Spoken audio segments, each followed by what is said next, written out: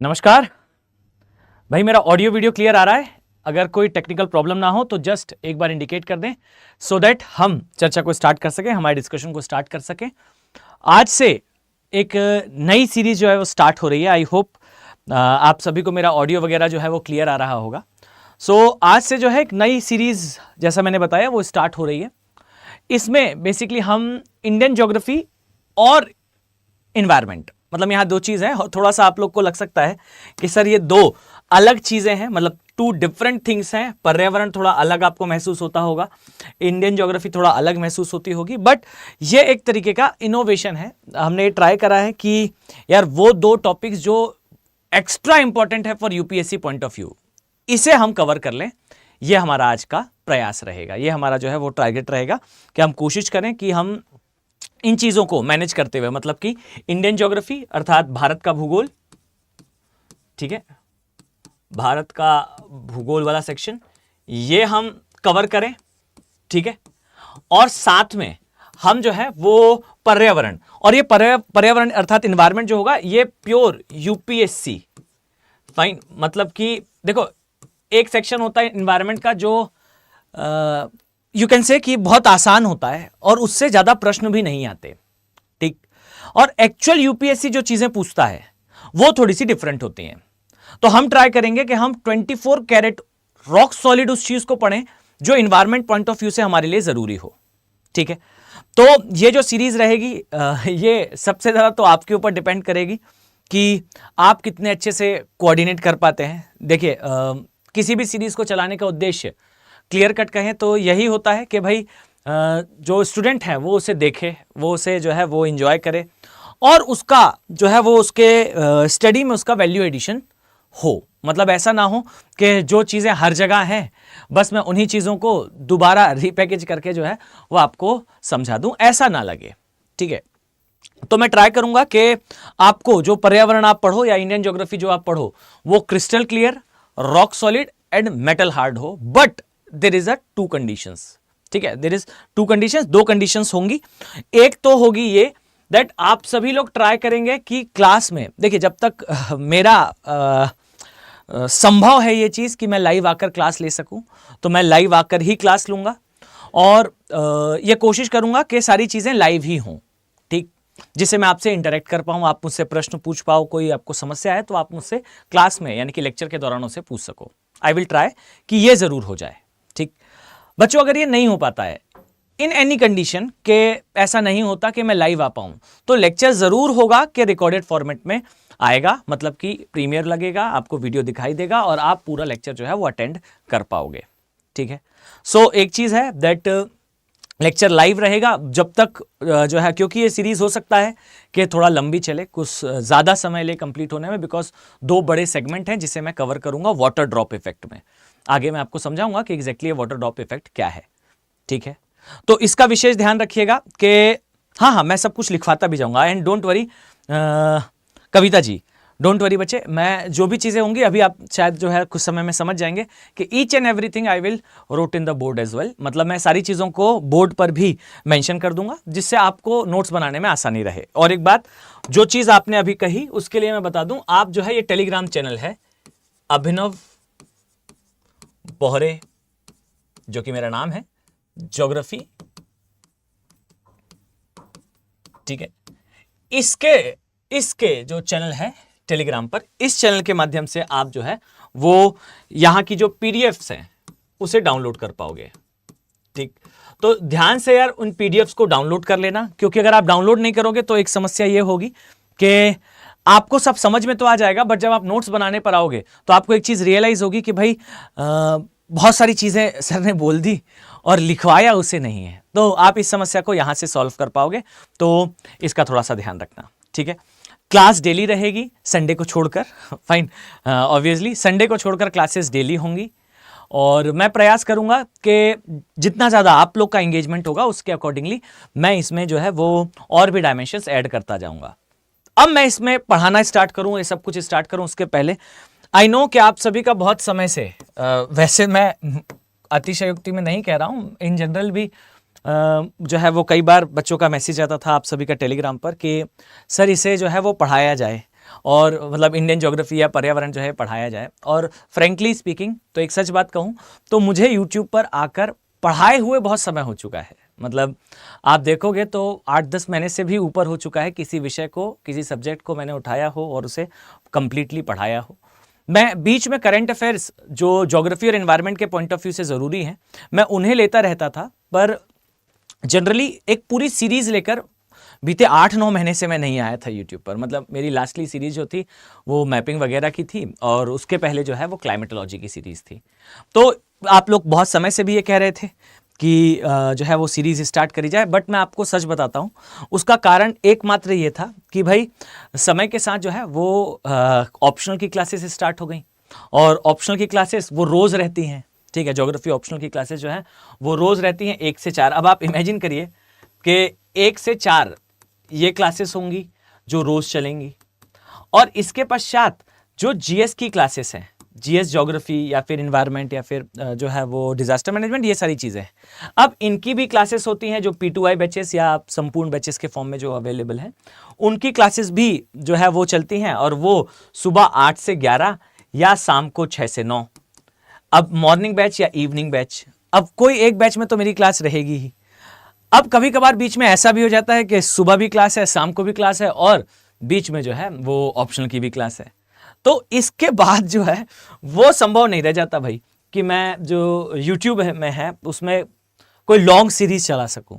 और इवन अभी भी उतना ज़्यादा स्पेस था नहीं, but yes we can say कि भाई प्री आने वाला है तो क्यों ना जो है वो सीरीज स्टार्ट करी जाए। अब देखते जाएंगे कि आगे ये कैसे जो है वो कंटिन्यू होती है, किस प्रकार से मैनेज होता है। बट आपके लिए एक चीज़ परफेक्ट है कि लेक्चर ज़रूर आएगा, क्लास ज़रूर होगी। क्लास हो सकता है कि 1 महीने बाद या 2 महीने बाद, या फिर अगर ये सीरीज थोड़ा लंबी चलती है, अगर समय लगता है हमें चीज़ों को कवर करने में, तो हो सकता है बीच में कभी कभार जो है आपको लेक्चर रिकॉर्डेड फॉर्मेट में भी दिखे। तो दोनों ही फॉर्मेट में अवेलेबल होगा, लाइव भी होगा और रिकॉर्डेड भी होगा। ठीक है, चलिए। सो अगर आप लोगों की अनुमति हो बच्चों तो we can start the dictation, we can start the class now. मैं अभी जो है वो क्लास लेकर ही आ रहा हूं, वहां पर कुछ चीजें डिक्टेट कर रहा था, इस कारण से जो है वो बार बार दिमाग में जो है वो डिक्टेशन शब्द दौड़ रहा है। चलिए, सो जल्दी से बताइए, कैन वी स्टार्ट नाउ। आज से हम जो है वो भारत का भूगोल अर्थात इंडियन ज्योग्राफी स्टार्ट करेंगे और सबसे पहले बच्चों हम देखेंगे कि इंडिया बना कैसे, यानी कि कैसे हुआ भारत का निर्माण। फाइन, आई नो आपके दिमाग में आ रहा होगा कि सर जो टाइटल लिखा हुआ था वो तो लिखा हुआ था भारत का परिचय, और परिचय की बजाय आप बता रहे हो कि भारत बना कैसे। ठीक है, आई नो आप लोग के दिमाग में आ रहा होगा कि भाई परिचय लिख रखा है और बता आप रहे हो कि भारत बना कैसे। तो उसका कारण है, ध्यान से समझना। देखो एक चीज और मैं आपको बता देता हूं क्लास स्टार्ट करने से पहले। देखिए इस सीरीज में जो मेरा मेन एम रहेगा, थोड़ा ध्यान से सुनिएगा, ओके। जो मेरा मेन एम रहेगा बच्चों, उद्देश्य रहेगा, आप उसे सुन लीजिए और समझ लीजिए बेहतर तरीके से। ठीक, सभी लोग ध्यान से सुनो, ओके, एकदम कंसंट्रेशन के साथ। सबसे पहली बात, मेक श्योर कि आई विल ट्राई कि हम जो है वो नेवर बिफोर, यानी कि आपने अब तक जैसे ज्योग्राफी पढ़ा होगा, चाहे वो इंडियन हो, चाहे फिजिकल हो, चाहे मैपिंग हो या whatever the stuff is, fine, आप ऐसा पहले कभी नहीं पढ़े होंगे। हम ऐसे इंडियन ज्योग्राफी को कवर करेंगे, इंडियन ज्योग्राफी, फाइन। अब इसमें समझिएगा, इसमें हम क्या करने वाले हैं। पहली चीज तो ये कि ये मेरी क्लास है, आई विल डिसाइड कि मैं कितने दायरे तक जा सकता हूं। ठीक है, तो देखिए मैं आपको पढ़ा जरूर रहा हूंगा इंडियन ज्योग्राफी, पर इस बात को थोड़ा सा बच्चों समझने का प्रयास करना, थोड़ा सा आप इसको अंडरस्टैंड करने की कोशिश करना। डियर, एक तरीका होता है पढ़ने का, this is called water drop effect. आप जो पढ़ते हो ना वो ये है, ध्यान से देखना, ये आप जो पढ़ रहे हैं, ठीक, मतलब आपने जो है जो पढ़ा या आपके द्वारा पढ़ाया गया, ठीक, और ये पानी की बूंद जब नीचे गिरेगी तो नोटिस करिएगा ऐसे पूरे एरिया में ऐसे फैल जाती है। ठीक, सो द थिंग इज कि आपने पढ़ी है ये कहानी इतने दायरे की, क्लियर। और यूपीएससी जब पूछता है तो ध्यान से सुनना, ये पूछता है इस दायरे से, यानी कि टॉपिक जो आपने पढ़ा वो टॉपिक ये है, ये आपका विषय है, ये आपका टॉपिक है। ओके, और यूपीएससी पूछता है उस टॉपिक से सहसंबद्ध टॉपिक, को रिलेटेड टॉपिक्स। मतलब वो विषय जो आपने पढ़ा है, पूछा उसने वही चीज है, बट द इशू इज कि वो इसे पूछते समय दो अलग अलग डायमेंशन से प्रश्न पूछ रहा है, दो डिफरेंट डायमेंशन से उसकी अप्रोच है एग्जाम को लेकर। तो इसीलिए मैंने स्टार्टिंग में कहा कि जब मैं इसे पढ़ाना स्टार्ट करूंगा तो मैं वाटर ड्रॉप इफेक्ट में पढ़ाऊंगा, वाटर ड्रॉप इफेक्ट में। फाइन, मतलब जो भी चीज हम पढ़ेंगे उस चीज के बारे में हम लेयर बाय लेयर अंदर जाते जाएंगे, उस गहराई तक जिस गहराई तक यूपीएससी अभी तक ना गया हो। टॉपिक सभी रिपीट हुए हैं। इंडियन ज्योग्राफी में आप देखिए, हिमालय का निर्माण से लेकर अभी मैं आपको बताऊंगा कि कैसे जो है वो भारत बना, फिर हिमालय कैसे बना, प्रायद्वीपीय भारत कैसे बना, पेनिनसुलर इंडिया का फॉर्मेशन, और यहां से लेकर पूरा क्लाइमेटोलॉजी इंडिया की, कैसे क्लाइमेट डिसाइड होता है, फिर इंडिया का वेजिटेशन क्या है, इंडिया के फॉरेस्ट कैसे हैं, इंडिया में रिसोर्सेज का डिस्ट्रीब्यूशन क्या है, और कैसे रिसोर्सेज के डिस्ट्रीब्यूशन से इंडिया की इकोनॉमिक ग्रोथ अफेक्ट होती है। Each and everything is correlated. आप देखोगे कि इंडिया की ज्योग्राफी से इंडिया का पूरा कल्चर कैसे डिराइव होता है। And geography is a subject जिसे आप अगर होलिस्टिक मैनर में पढ़ो, मतलब मैं अगर यहां लिखूं, अगर आप सिर्फ भूगोल को होलिस्टिक मैनर में पढ़ो, यानी कि ऐसे पढ़ो जैसे इसे एक्चुअल में पढ़ा जाना चाहिए, तो भूगोल से ही आप पूरा अंतरराष्ट्रीय संबंध पढ़ लोगे। फाइन, इसे इंटरनेशनल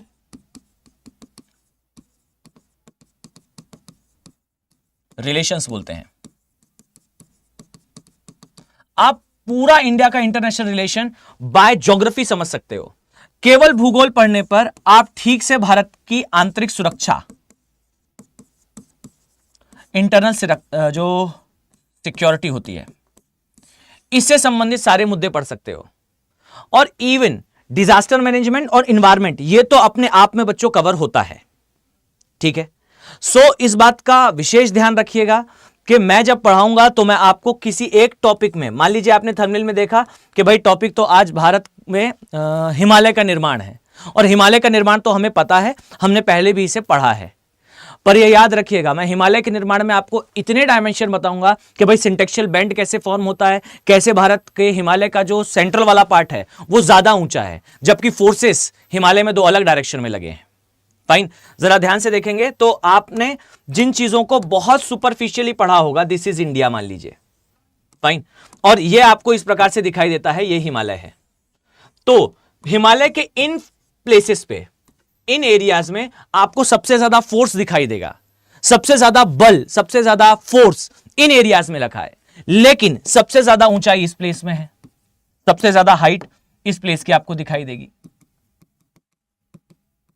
हाइट, और ये फोर्स, फोर्स अर्थात बल, हाइट अर्थात ऊंचाई। फाइन, अब ये कैसे संभव है कि हाइट ज्यादा यहां है, फोर्स ज्यादा यहां है? पेनिनसुलर इंडिया के बारे में जब हम पढ़ेंगे तो फिर मैं हर एक प्लेस के बारे में, जैसा मैंने बताया दैट हो सकता है आपने उस टॉपिक को पहले पढ़ा हो, पर ईच एंड एवरी टॉपिक में आई विल ट्राई कि हम ज्यादा गहराई तक जाएं, ज्यादा डेप्थ तक जाएं, जिससे आपके एक्चुअली जो यूपीएससी प्रश्न पूछता है, ठीक है, ध्यान से सुनना, जो एक्चुअली यूपीएससी में प्रश्न पूछे जाते हैं, हर बार आप जो ये कहते हो कि सर जो हम पढ़कर जाते हैं यूपीएससी वो प्रश्न नहीं पूछता, you will get the answer कि एग्जैक्टली वो कहां से प्रश्न पूछता है। सही सही देखा जाए तो वो प्रश्न बनाता कहां से है, क्वेश्चन कहां से बनाता है। ठीक है, तो इसके लिए मैं हर टॉपिक में थोड़ी डेप्थ ज्यादा रखूंगा, वाटर ड्रॉप इफेक्ट में चलेंगे, हर एक चीज को कनेक्ट करते हुए देखेंगे, और एक सब्जेक्ट से दूसरे सब्जेक्ट का कनेक्शन आप समझ पाओगे। ठीक है, मतलब ये जो सीरीज है, ये सीरीज करने के बाद मैं आपको इतने % श्योरिटी से कह रहा हूं, इतने % श्योरिटी से कह रहा हूं कि इसके पश्चात आपको कभी भी इंडियन ज्योग्राफी, ओके,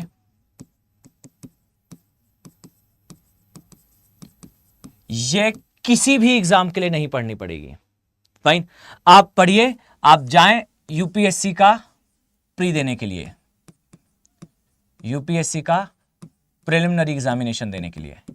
आपको इंडियन ज्योग्राफी जितना मैं पढ़ा लूंगा, वैसे तो आई एम डैम श्योर कि मैं पूरा कर ही लूंगा प्री के पहले, फाइन। तो यूपीएससी के प्री में जितने भी आपको प्रश्न दिखाई देंगे इंडियन ज्योग्राफी से, वो 100% किल होंगे आपसे, मतलब आप 100% उन्हें कवर कर पाओगे। Okay, second thing, Indian geography आप पढ़ लीजिए और इत्मीनान से पढ़िएगा, मतलब बहुत जल्दबाजी में मत पढ़िएगा। ये मुझसे एक्सपेक्टेशन मत रखिएगा कि सर दौड़ते हुए पढ़ा दीजिए सारा, ठीक है। आपको यूपीएससी के मेंस में, यूपीएससी मेंस एग्जामिनेशन में सारे प्रश्न आसानी से बन जाएंगे, ऑल क्लियर आप कर जाओगे, ठीक। सो मेंस में भी, मेंस के भी सारे direction I will discuss, pre के सारे डायमेंशन तो मैं डिस्कस करूंगा ही। और दूसरी बात है, जो नेक्स्ट इंपॉर्टेंट थिंग है वो ये है दैट इंडियन ज्योग्राफी के केस में हम साथ ही साथ पर्यावरणीय भूगोल भी देखेंगे। मैं केवल देखो, अभी ना मैं पढ़ाना अगर स्टार्ट नहीं करूंगा ना तो धीरे आपको लगेगा कि सर आप तो सिर्फ प्रस्तावना ही बांध रहे हो, पढ़ा रहे नहीं हो, सिर्फ बताते जा रहे हो कि आप क्या पढ़ाने वाले हो। इसलिए मैं जल्दी पढ़ाना स्टार्ट करने वाला हूं, ठीक है। हाँ पूनम जी, जो क्लासेस हैं वो डेली होंगी और सेम टाइम पर होंगी, अगर ऊपर वाले ने चाहा तो सेम टाइम पर ही होंगी, मतलब अगर बहुत कोई एकदम क्रांतिकारी सा रिवॉल्यूशनरी चेंज नहीं हुआ तो जहाँ तक संभावना है क्लासेस बिल्कुल सेम टाइम पर होंगी, इसी समय पर होंगी, ठीक है। सो मेक इट श्योर कि मैं यहां पर एक बात और बताता हूं, उसके बाद हम पढ़ना स्टार्ट करेंगे। एक चीज सुनिएगा, मैं कुछ चीजें यहां लिख रहा हूं, उसे नोट डाउन करिएगा, ठीक है। देखो, जो यूपीएससी है सिविल सर्विसेज एग्जामिनेशन में हर साल ज्योग्राफी,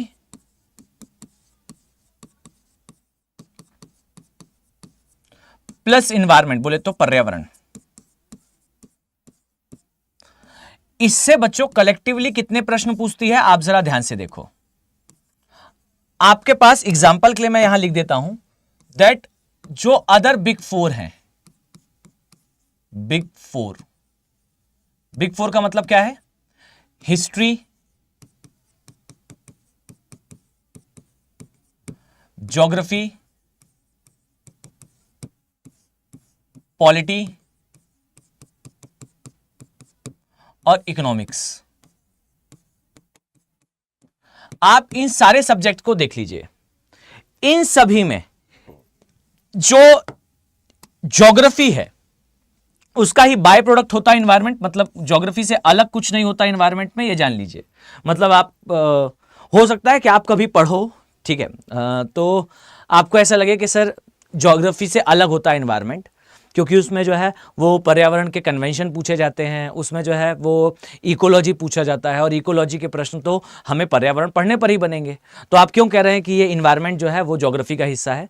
तो मैं आपको बता देता हूं अच्छे से। याद रखिएगा कि इन्वायरमेंट के प्रश्न बीते 5 सालों के लगा कर देख लीजिए। शेर दहाड़ता है, चीता मिनमिनाता है, या फिर जो रेप्टाइल्स हैं उनका कोल्ड ब्लड होता है, या फिर फलाना जीव जो है वो इस ज्योग्राफिकल एरिया में मिलता है, या फिर एक क्लाइमेटिक जोन के 4 मेजर एट्रीब्यूट्स, मतलब 4 मेजर गुणधर्म ये होते हैं। ये आप केवल इन्वायरमेंट में नहीं पढ़ते हो।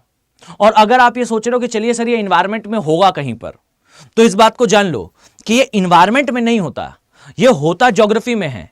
बस एक्सप्लेनेशन के समय वो इन्वायरमेंट के साइड थोड़ा टिल्ट होता है, और कभी भी आप किसी किताब में पढ़ते समय इन्वायरमेंट में ये सारी चीजें लिस्टेड फॉर्म में नहीं देखोगे। तो एक चीज जान लो कि यूपीएससी का जो पर्यावरण है, जो यूपीएससी का पर्यावरण है, ये एक्चुअल में ज्योग्राफी के साथ ही कवर होता है। जब तक आप भूगोल ना पढ़ो तब तक कवर नहीं होगा, ठीक।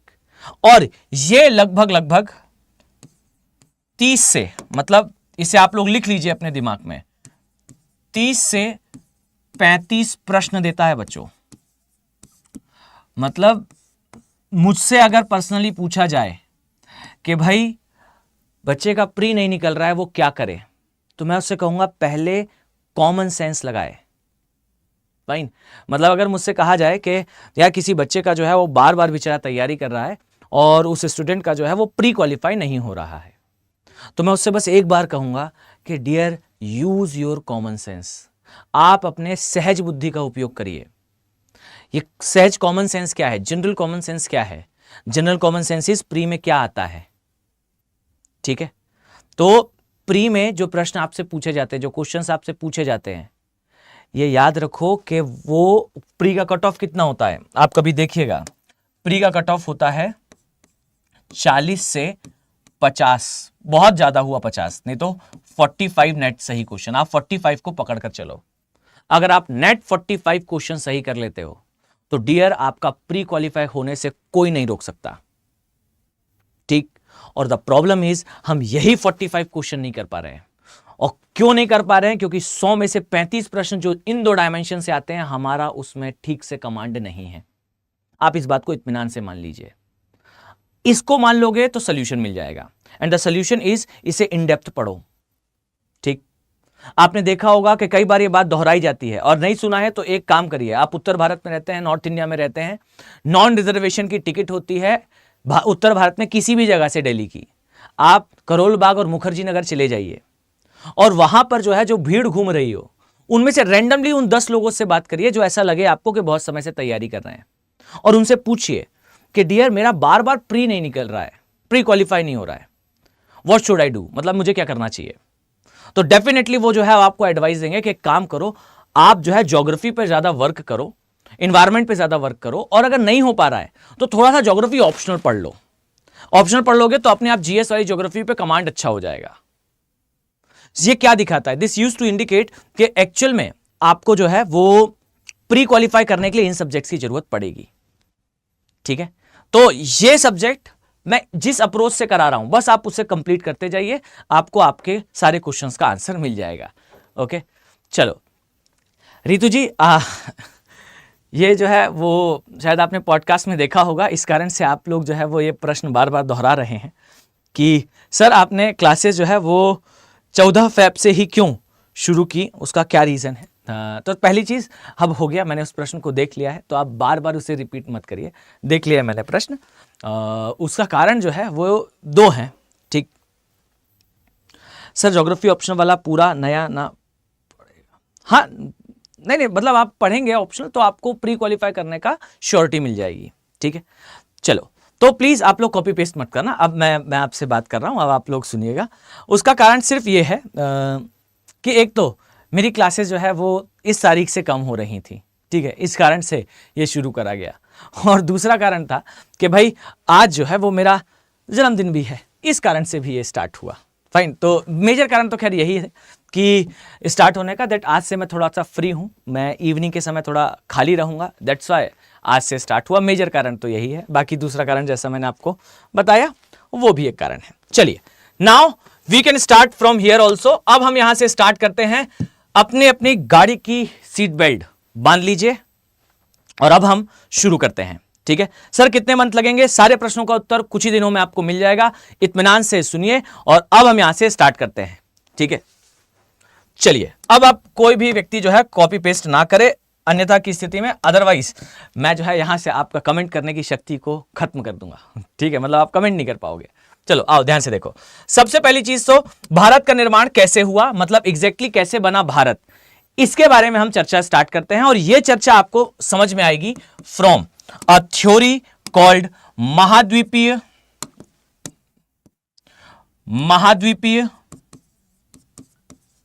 विस्थापन का सिद्धांत। फाइन, अब यह सिद्धांत क्या है और इस सिद्धांत में क्या कहा गया था, आइए इसके ऊपर चर्चा स्टार्ट करते हैं, डिस्कशन स्टार्ट करते हैं। इसे हटा देते हैं, ठीक? तो कैसे बना भारत आपने जान लिया कि यह टॉपिक पढ़ने के पीछे का उद्देश्य यह है। The target behind this is to introduce the theory. आप इस थ्योरी को समझ लोगे, आपको हर एक चीज समझ में आ जाएगी। You will going to understand के क्या क्या चीजें इसमें आती हैं, ठीक? मतलब इंडिया ऐसा क्यों है, बहुत सारे प्रश्नों का उत्तर आपको यह थ्योरी पढ़ने से मिल जाएगा। अगर आप ये थ्योरी नहीं पढ़ोगे बच्चों तो फिर थोड़ी सी दिक्कत होगी, ठीक है? अरे हाँ भाई, सभी को मेरी तरफ से बहुत बहुत धन्यवाद, आप सभी की शुभकामनाओं के लिए बहुत बहुत धन्यवाद। पर अब पढ़ लेते हैं, अगर आप शुभकामनाएं देते रहोगे, गुड विशेष ही देते रहेंगे, तो मैं पढ़ाऊंगा कैसे बच्चों। चलिए आइए स्टार्ट करते हैं। नाउ सबसे पहली चीज तो इसे इंग्लिश में कहा जाता है कॉन्टिनेंटल ड्रिफ्ट थ्योरी या महाद्वीपीय विस्थापन का सिद्धांत। सबसे पहले सुनिए बच्चों कि यह सिद्धांत प्रपोज किसने करा। इसे प्रपोज करा था एक पर्सन थे जिनका नाम था Alfred Wegener. Alfred Wegener actually में कौन थे? तो ये थे एक जर्मन जलवायु शास्त्री। नाउ टेल मी, ये जर्मन जलवायु शास्त्री लिखने का आशय क्या है? क्यों हमने एग्जैक्टली इंडिकेट करा कि अल्फ्रेड वेगनर एक जर्मन जलवायु शास्त्री थे? उसका रीजन है, जब आप ये थ्योरी एक्सप्लेन करोगे तो मेंस में एक्सप्लेन करते हुए आगे आएगा इसमें कि इस थ्योरी की आलोचना कीजिए कि इन्होंने जो बताया था उसमें क्या गलती थी, क्या बड़ी ब्लंडरस मिस्टेक करी थी अल्फ्रेड वेगनर ने। तो जब आप इसे समझाने पर आओगे ना बच्चों, तब इसका यूज होगा। ठीक, तो सबसे पहले महाद्वीपीय विस्थापन का सिद्धांत प्रपोज्ड बाय यानी कि प्रतिपादित करा अल्फ्रेड वेगनर ने, जो कि थे एक जर्मन जलवायु शास्त्री। अब कुछ भी मैं स्टार्ट करूं उसके पहले जरा ध्यान से देखिए, सभी लोग पूरे कंसंट्रेशन के साथ। आपको ठीक से, अगर आप मेज देना चाहते हो तो याद रखिए आपको ठीक से इंडिया का मैप और वर्ल्ड का मैप बनाते आना चाहिए। जिन्हें नहीं आता केवल इतना जान लीजिए कि this is not a art, this is not a skill, it is just a simple exercise. ना ही ये कोई कला है, ना ही ये कोई एक्स्ट्रा ऑर्डिनरी चीज है जो आप नहीं कर सकते। ठीक है, सिर्फ एक काम करिए जो मैं हर बार क्लास में कहता हूं, जाइए एक पतली सी 100 पेज की कॉपी खरीद लाइए और उस कॉपी पर 100 टाइम्स आप मैप बना लीजिए। जैसे ही आप 100 बार मैप बना लेंगे, अपने आप आपको वो मैप बनाते बनने लगेगा। ठीक है, मैं आप सभी का मैसेज देख रहा हूं, ईच एंड एवरी स्टूडेंट का देख रहा हूं। बस वो कुछ ऐसा नहीं होता कि मैं आपको रिप्लाई करूं, इसलिए मैं ज्यादा रिप्लाई नहीं करता। बाकी आप लोग बोलते रहिए, मैं हर एक चीज देख रहा हूं। ठीक है, तो आप आराम से इसमें लिखिए, मैं सब देख रहा हूं, कविता जी हो या राहुल हो, रविंद्र हो, सबके मैसेज देख रहा हूं। ओके चलो, नाउ सबसे पहली चीज तो देखिए मैप कैसे ड्रॉ करना है। आइए ध्यान से देखिए, दिस इज कॉल्ड इंडिया। हम ये पोर्शन जो ड्रॉ कर रहे हैं ये जम्मू कश्मीर लद्दाख वाला एरिया है। यहां से चलते हुए आएंगे तो सिक्किम वाला क्षेत्र, ये अरुणाचल प्रदेश वाला क्षेत्र, और ये हमारा नॉर्थ ईस्ट। ये मेरा फर्स्ट स्ट्रोक था। Now this is my second stroke. ये राजस्थान वाला एरिया, प्रायद्वीपीय भारत वाला क्षेत्र, और यहां से चलते हुए इस प्रकार से कंप्लीट। सो ये परफेक्ट मैप है। आपको ये मैप 100 टाइम्स बनाने पर आराम से बनने लगेगा। ठीक है सर, मैंने कई बार ट्राई करा बट अच्छे से नहीं बनाया। ट्राई एंड ट्राई, जब तक बनेगा नहीं तब तक छोड़िए मत, यही तरीका है इसे बनाने का। ठीक, तो देखिए अब जरा मैं यहां पर आपको एक डिवीजन करके बता दूं, फिजिकल डिवीजन करके बता दूं, जिससे हम जो है वो आगे हमारी चर्चा को कंटिन्यू रख पाए। ठीक, तो देखो सबसे पहली चीज तो भारत कैसा दिखता है ये जान लो, जिससे आपको समझ में आ जाए कि ये कैसे बना था। आइए, सबसे पहली चीज तो ये जो पोर्शन आप देख रहे हो, ये वाला हिस्सा, ठीक है, जरा मैं इसे डार्कन कर दूं। देखिए ये जो पोर्शन आप देख रहे हो इसे कहा जाता है प्रायद्वीपीय भारत, अर्थात peninsular India. Okay, this is called as प्रायद्वीपीय भारत। और ये जो प्रायद्वीपीय भारत आप देख रहे हो, इसका निर्माण भी हम आज की क्लास में समझ लेंगे। Okay, so this is called प्रायद्वीपीय भारत। इंग्लिश में इसे कहा जाता है पेनिनसुलर इंडिया।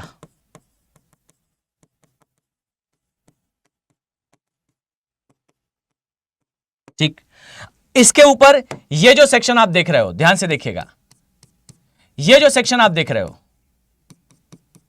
यहां जहां अभी मेरा ग्रीन मार्कर जो है वो रन कर रहा है बच्चों, ये सेक्शन कहलाता है हिमालय का प्रदेश। ठीक, सो ये है हिमालय या फिर हिमालयास। ठीक, और ये जो बीच का सेक्शन आपको दिखाई दे रहा है, ये वाला, ठीक है, दिस सेक्शन, इस सेक्शन को कहा जाता है नॉर्थ इंडियन प्लेन या उत्तर भारत का विशाल मैदान या ग्रेट इंडियन प्लेन। ठीक है, सो ये है उत्तर का विशाल मैदान। इंग्लिश में इसे कहते हैं ग्रेट इंडियन प्लेन। ठीक, सो ये ग्रेट इंडियन प्लेन है, ये हिमालयाज है, ये प्रायद्वीपीय भारत है। नाउ ये सेक्शन यहां पर आपको जो दिखाई देता है इसे कहा जाता है अंडमान एंड निकोबार आइलैंड्स।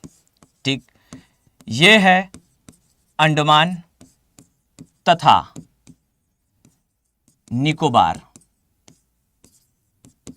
द्वीप समूह। ठीक, यहां पर लक्षद्वीप आता है पर अभी मैंने इसे ड्रॉ नहीं करा है। और जो रिमेनिंग पोर्शन है यहां एक बात और हमें ऐड ऑन करनी पड़ेगी। ये जो सेक्शन आपको दिख रहा है दिस इज कॉल्ड एज, ये क्षेत्र कहलाता है हमारा तटीय मैदान। इसे इंग्लिश में कोस्टल प्लेन कहते हैं। ये मैं यहां लिख देता हूं, दिस इज कॉल्ड एज तटीय मैदान या इंग्लिश में इसे कोस्टल प्लेन कहते हैं। सो ये जो आप देख रहे हो ये कहलाता है भारत का फिजिकल डिवीजन या भारत का जो है वो प्राकृतिक या भौतिक विभाजन। ठीक, सर मैं एसएससी का एस्पिरेंट हूं, मैं आपकी वर्ल्ड मैपिंग के ऑल वीडियो देखा है, क्या मेरे लिए भी काम की चीज है? हाँ बच्चे पढ़ सकते हो, आपके लिए बिल्कुल काम की चीज है, बिल्कुल पढ़ सकते हैं। ठीक है, सो ये भारत का फिजिकल डिवीजन है। आइए अब हम आगे की चर्चा शुरू करते हैं। ठीक, सो जहां पर मैं था वो सेक्शन है महाद्वीपीय विस्थापन का सिद्धांत। देखिए इस सिद्धांत को जिस व्यक्ति ने प्रपोज करा था उनका नाम था अल्फ्रेड वेगनर, और इस सिद्धांत के अनुसार हम कुछ बातें पढ़ेंगे। इन्होंने ये कहा था कि इस पूरी पृथ्वी पर, अब सब लोग एकदम कंसंट्रेशन से सुनो, एकदम शांतिपूर्वक।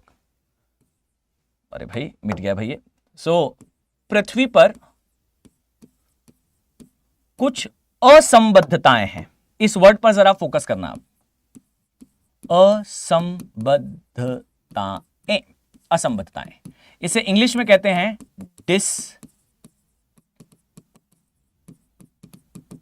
डिसकंटिन्यूटीज।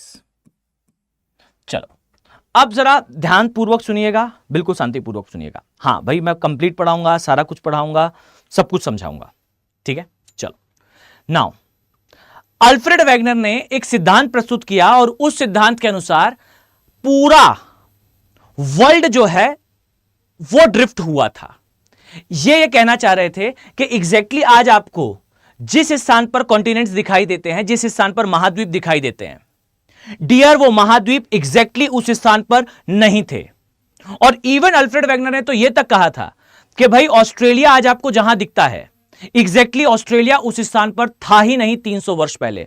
इवन वो 300 वर्ष पूर्व ही यहां कहीं पर आसपास पहुंचा है, इसके पहले तो ये काफी पीछे था।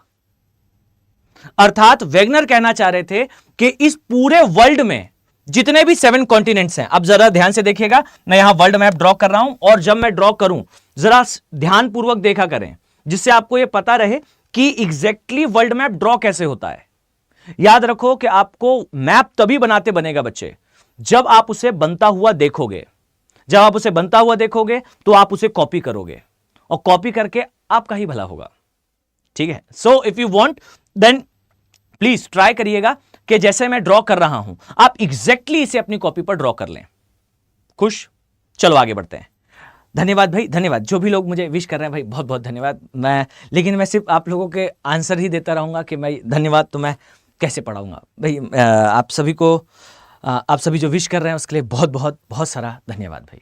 ठीक है, इसके बाद ना कमेंट सेक्शन पे जब वो वीडियो खत्म हो जाएगा तो उसके नीचे लिख दीजिएगा, तो मैं सबका कमेंट रीड कर लूंगा और एक एक को जो है वो धन्यवाद प्रेषित कर दूंगा। ठीक है, चलो आ जाओ। नाउ यहां देखिएगा, ये है भाई दक्षिण अमेरिका। ठीक, दक्षिण अमेरिका में यहां आओगे, ये टियारा डेल फ्यूगो है, दक्षिणतम मानवीय अधिवास का क्षेत्र, मतलब वो दक्षिणतम बिंदु जहां पर मानव रहता है वो टियारा डेल फ्यूगो है और यहां स्थित है। ठीक, इसके पश्चात चलना स्टार्ट करो, ये उत्तरी अमेरिका है। ठीक, ये जो पोर्शन आप देख रहे हो ये पूरा का पूरा कैनेडियन शील्ड और नॉर्थ अमेरिका का एरिया है। इसमें देखिए ये वाला जो हिस्सा आपको दिखाई दे रहा है ये मैक्सिको की खाड़ी है, जिसे अभी डोनाल्ड ट्रंप कह रहे थे कि इसका नाम बदल के अमेरिका की खाड़ी रख देंगे। गल्फ ऑफ अमेरिका कर देंगे। तो इसके बारे में बाद में डिस्कशन करेंगे हम। ये जो हिस्सा है इसे कैलिफोर्निया की खाड़ी कहते हैं, और ये कैलिफोर्निया की खाड़ी दो न्यूज के कारण आपके लिए इंपॉर्टेंट है। एक तो यहां पर कैलिफोर्निया में फॉरेस्ट फायर हुआ था, फॉरेस्ट फायर हुआ था, और इस फॉरेस्ट फायर का मेनली दो रीजन है। एक 2024 का सूखा, और दूसरा यहां चलने वाली लोकल विंड जिसका नाम है सांता आना विंड। ठीक, तो इन दोनों को नोट डाउन कर लेना, एग्जाम पॉइंट ऑफ व्यू से जरूरी है। जो 2025 में एग्जाम देने वाले हैं उनके लिए प्रोमैक्स अल्ट्रा इंपॉर्टेंट है। और यह भी याद रखो कि यहां फॉरेस्ट फायर हर साल होती थी, इस साल न्यूज में थी। क्यों न्यूज में थी? क्योंकि इस बार उनका घर जला जिसको पूरा वर्ल्ड देखता था। फाइन, आई होप आपने सुना होगा कि हॉलीवुड सिटी, लॉस एंजलिस, इसके आसपास का पूरा एरिया जला है। ठीक, नहीं तो फॉरेस्ट फायर कैलिफोर्निया की एकदम परफेक्ट हर साल इवेंट है, हर वर्ष होता है। इस साल हुआ तो वहां हुआ जहां पर जो है वो हॉलीवुड स्टार्स रहते थे, तो भाई वहां होगा तो न्यूज बनेगी। सो मेक इट श्योर कि फॉरेस्ट फायर हुआ, ठंडी में हुआ, हर साल गर्मी में होता है। कारण मैंने बताया, सांता आना लोकल विंड जो ड्राई विंड है, और 2024 यहां का 40% एरिया सूखे से प्रभावित था। ये दो मेजर रीजंस हैं। ठीक है, इसके अलावा यहां पर एक फिश भी पाई जाती है। इस फिश के कारण भी टोटोबा, वैसे तो फिश का नाम वैक्वीटा है, वैक्वीटा फिश, ये केवल 100 बची हैं। ठीक, 100 ही शेष हैं, ये भी खत्म हो रही हैं, और ये यहीं कैलिफोर्निया में पाई जाती हैं। इस कारण से न्यूज में था। बाकी की चर्चा थोड़े समय बात करेंगे, पहले हम अपने टॉपिक पर रहते हैं। सो बच्चों, ये नॉर्थ अमेरिका, ये साउथ अमेरिका। आइए जरा आगे बढ़ते हैं। दिस इज कॉल्ड अफ्रीका, ये अफ्रीका का रीजन है। यहां आप आओगे तो अरब का प्रायद्वीप, दिस इज पेनिनसुलर इंडिया। यहां से चलते हुए आओगे तो ये साउथ ईस्ट एशिया, चाइना वाला पोर्शन, कोरिया का प्रायद्वीप, कामचटका का प्रायद्वीप, साइबेरियन पोर्शन, और यहां से चलते हुए आइए Greece, Italy, Portugal, Spain, France, Denmark, Norway, Sweden. ठीक, ब्रॉडर सेंस में अभी मैंने बिल्कुल रफली मैप ड्रॉ करा है, मतलब मैंने स्केल लेकर ड्रॉ नहीं करा है, मतलब एग्जैक्टली जो साइज होना चाहिए उसे लेकर ड्रॉ नहीं करा है, तो आराम से सुनिएगा। सो ये जो वर्ल्ड मैप है जो आपको ब्रॉडर सेंस में दिखाई देता है, वेगनर का ये कहना था कि इस मैप में जो सारे कॉन्टिनेंट्स आपको अलग अलग दिशा में दिखाई दे रहे हैं, दिस इज कॉल्ड ऑस्ट्रेलिया। ये सारे जो अलग अलग दिशा में दिखाई दे रहे कॉन्टिनेंट हैं, वेगनर यूज्ड टू से कि सारे कॉन्टिनेंट बेसिकली स्टार्टिंग में एक साथ जुड़े हुए थे, और जहां ये आपको दिखाई दे रहे हैं पहले ये वहां नहीं थे। ठीक, सो मैं यहां लिख देता हूं, this is Asia, this is Europe, ये अफ्रीका है, ये ऑस्ट्रेलिया है, नॉर्थ अमेरिका,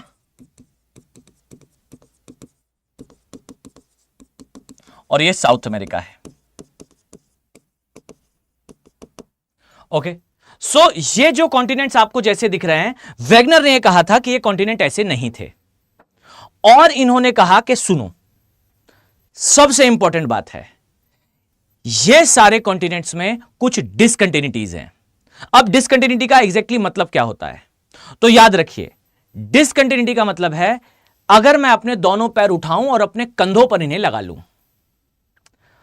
अर्थात क्या मेरे लेग्स का मेरे शोल्डर्स पर होना यह जस्टिफाई करेगा? बच्चों जल्दी से कमेंट सेक्शन पे लिखो कि अगर मैंने आपसे कहा कि भाई मैं अपने लेग्स निकालकर अपने शोल्डर्स पर लगा लूं, तो क्या मेरे लेग्स का मेरे शोल्डर्स पर होना यह जस्टिफाइड है? Tell me, this is a justiciable thing. क्या आप इसे जस्टिफाई कर पाओगे? Answer is no. इसका मतलब यह है कि जो मेरे लेग्स हैं वो मेरे शोल्डर पर एक डिसकंटिन्यूटी है।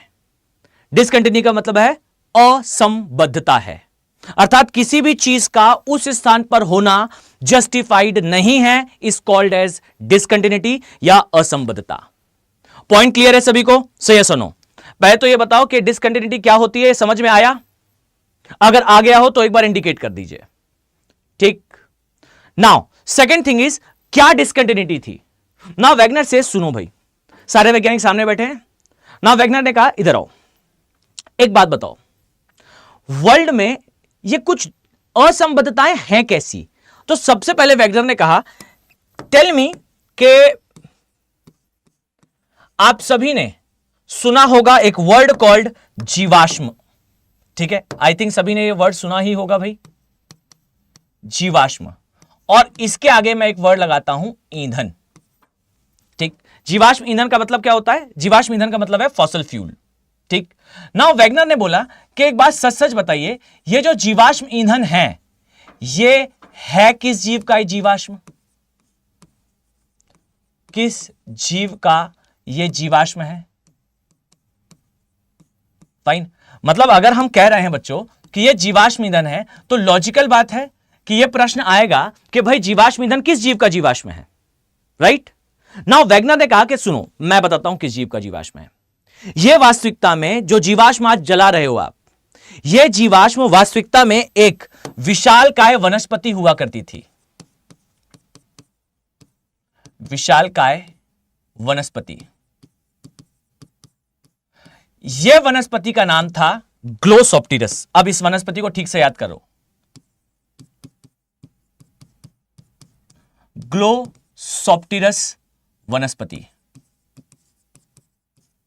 ग्लोसोप्टेरस वेजिटेशन। ठीक, नाउ मेक श्योर कि ये ग्लोसोप्टेरस वेजिटेशन क्या थी। तो आप इमेजिन करिए कि यह वनस्पति, इसका आकार बेसिकली बताया जाता है रफली अराउंड, ध्यान से सुनिएगा, रफली अराउंड 50 मीटर से,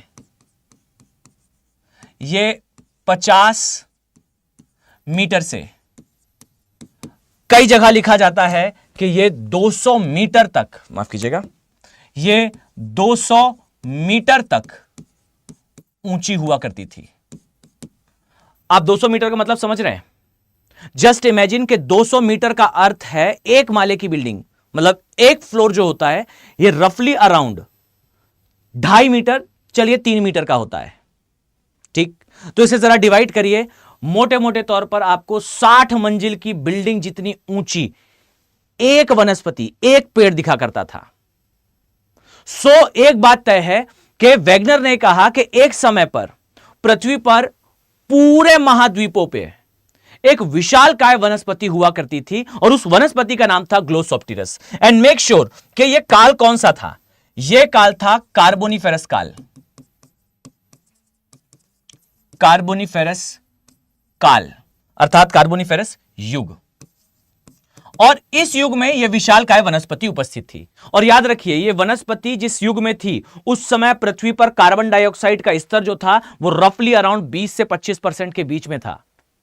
आज के समय पृथ्वी पर 0.03% कार्बन डाइऑक्साइड है, 0.03% कार्बन डाइऑक्साइड है। उस समय 20 से 25% थी। एंड यही कारण है कि इतनी विशालकाय वनस्पतियों का प्रादुर्भाव हुआ, इतनी ह्यूज माइटी वेजिटेशन का ओरिजिन हुआ।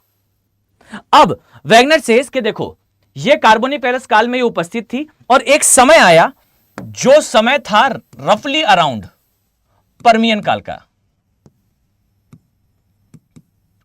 पर्मियन काल।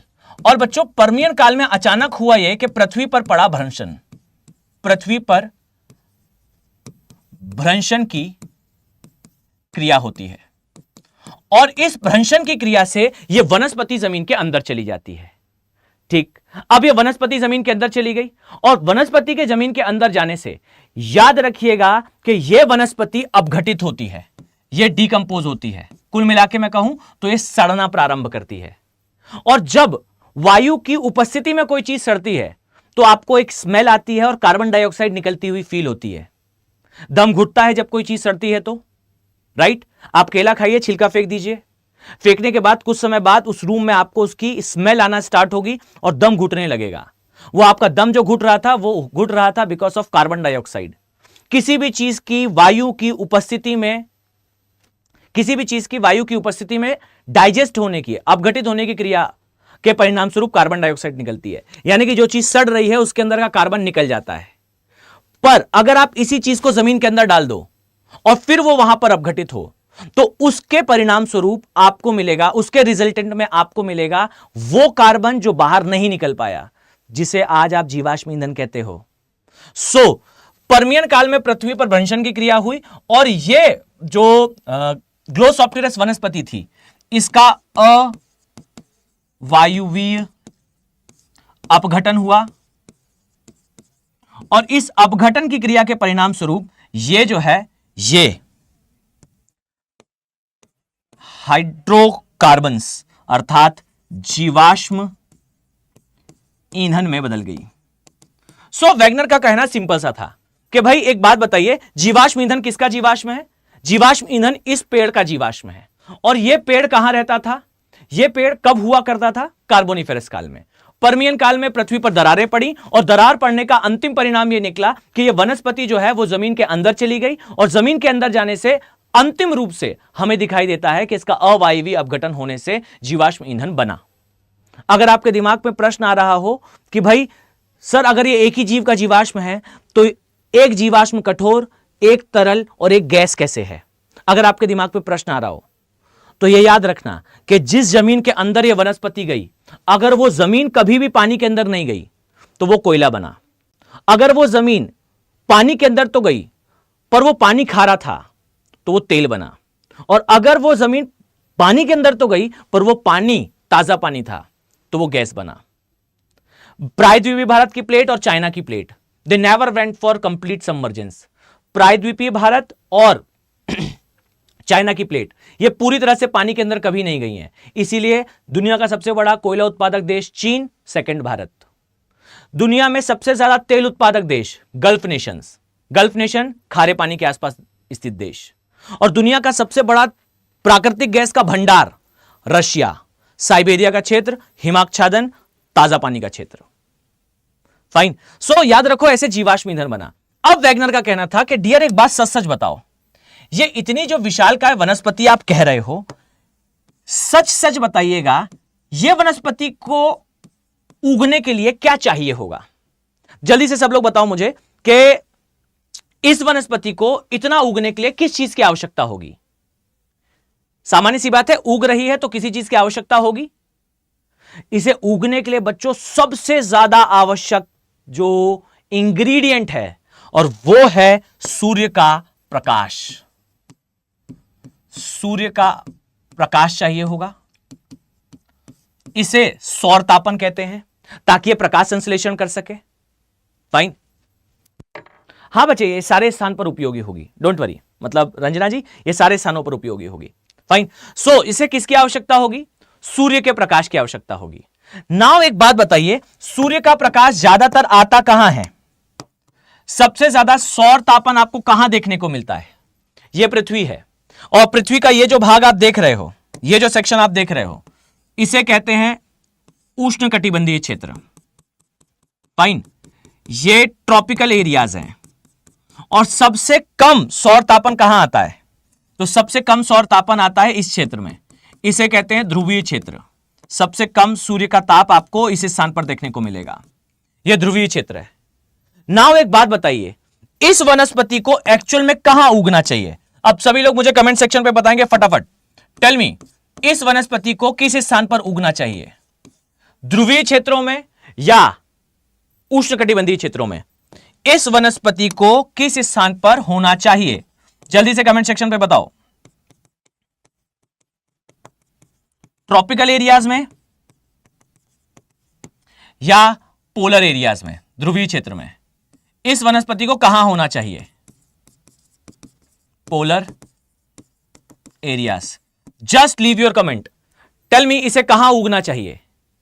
इस वनस्पति को पॉइंट ए पर उगना चाहिए, पॉइंट बी पर उगना चाहिए? एंड पॉइंट कौन सा होता है शशि जी? एंड पॉइंट कौन सा होता है? फाइन, टेल मी ए और बी, इन विच प्लेस? इसे कहां ग्रो होना चाहिए बच्चों? शुभम राइट, उषा बच्चे राइट, पागलपंती राइट। वैसे नाम अपना सही रख लो भाई। ओके, चलिए रजनीकांत जी बहुत बहुत धन्यवाद।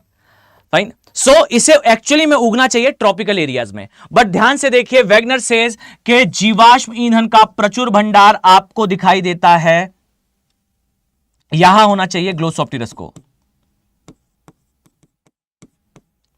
ग्लोसोप्टेरस वनस्पति को, इसके जीवाश्मों को यहां होना चाहिए, पर एक्चुअली में आपको दिखाई देगा कि सबसे ज्यादा जो जीवाश्म ईंधन है यह साइबेरिया में है। जीवाश्म ईंधन का प्रचुर भंडार यूरोप में है। जीवाश्म ईंधन का बड़ा भंडार अलास्का में है। आपको नहीं लगता बच्चों, थोड़ा सा दिमाग लगाने पर, कि भाई इस जीवाश्म ईंधन को, जो एक वनस्पति का जीवाश्म है, इसे इस क्षेत्र में होना चाहिए रादर देन इस एरिया में? डोंट यू थिंक कि वनस्पति को यहां पर मिलना चाहिए, जीवाश्मों को, जीवाश्म ईंधनों को इस क्षेत्र में मिलना चाहिए, ना कि इस क्षेत्र में? I am right? सो जो मैंने स्टार्टिंग में कहा कि वैगनर का कहना था कि पूरी पृथ्वी पर डिसकंटिन्यूटीज हैं, एन नंबर ऑफ डिसकंटिन्यूटीज हैं। हम ये पाते हैं कि जीवाश्म ईंधन यहां की बजाय यहां मिल रहे हैं। टेल मी, क्या जीवाश्म ईंधनों को ध्रुवीय क्षेत्रों में या पोलर एरियाज में मिलना चाहिए? से यस और नो? इन्हें नहीं मिलना चाहिए। Just leave your comment. Fine, के जो जीवाश्म ईंधन है उसे इस क्षेत्र में नहीं मिलना चाहिए, फिर भी यह मिल रहा है। इसका मतलब है यह क्या है बच्चों? दिस इज असंबद्धता। यह है एक डिसकंटिन्यूटी। सही कह रहा हूं मैं? यह असंबद्धता है जो कि ध्रुवीय क्षेत्र में हमें दिखाई देती है। नाउ सेकंड थिंग पर आते हैं। वैगनर ने एक और बात कही कि एक बात बताइए, पृथ्वी पर एक मासूम सा जानवर रहा करता था, एक एनिमल रहा करता था। इस एनिमल का नाम था डायनासोर। ठीक, आई थिंक आप सभी ने इस नाम को लाइफ में कभी ना कभी सुना होगा, राइट? सभी लोग बिल्कुल सही लिख रहे हैं, वेरी गुड, फाइन। सो एक बात बताइए, आप सभी ने एक जीव का नाम सुना होगा by the name of dinosaur. Tell me, dinosaur क्या थे? कौन थे डायनासोर?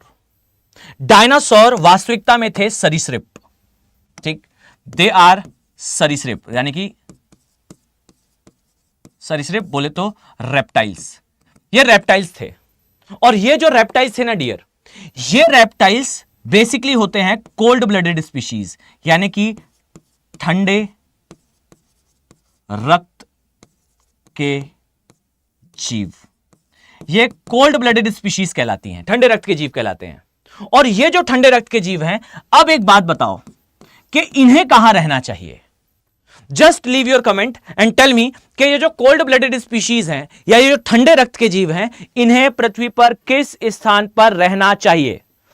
जल्दी से बताइए। ये ट्रॉपिकल एरिया में रहेंगे या पोलर एरियाज में?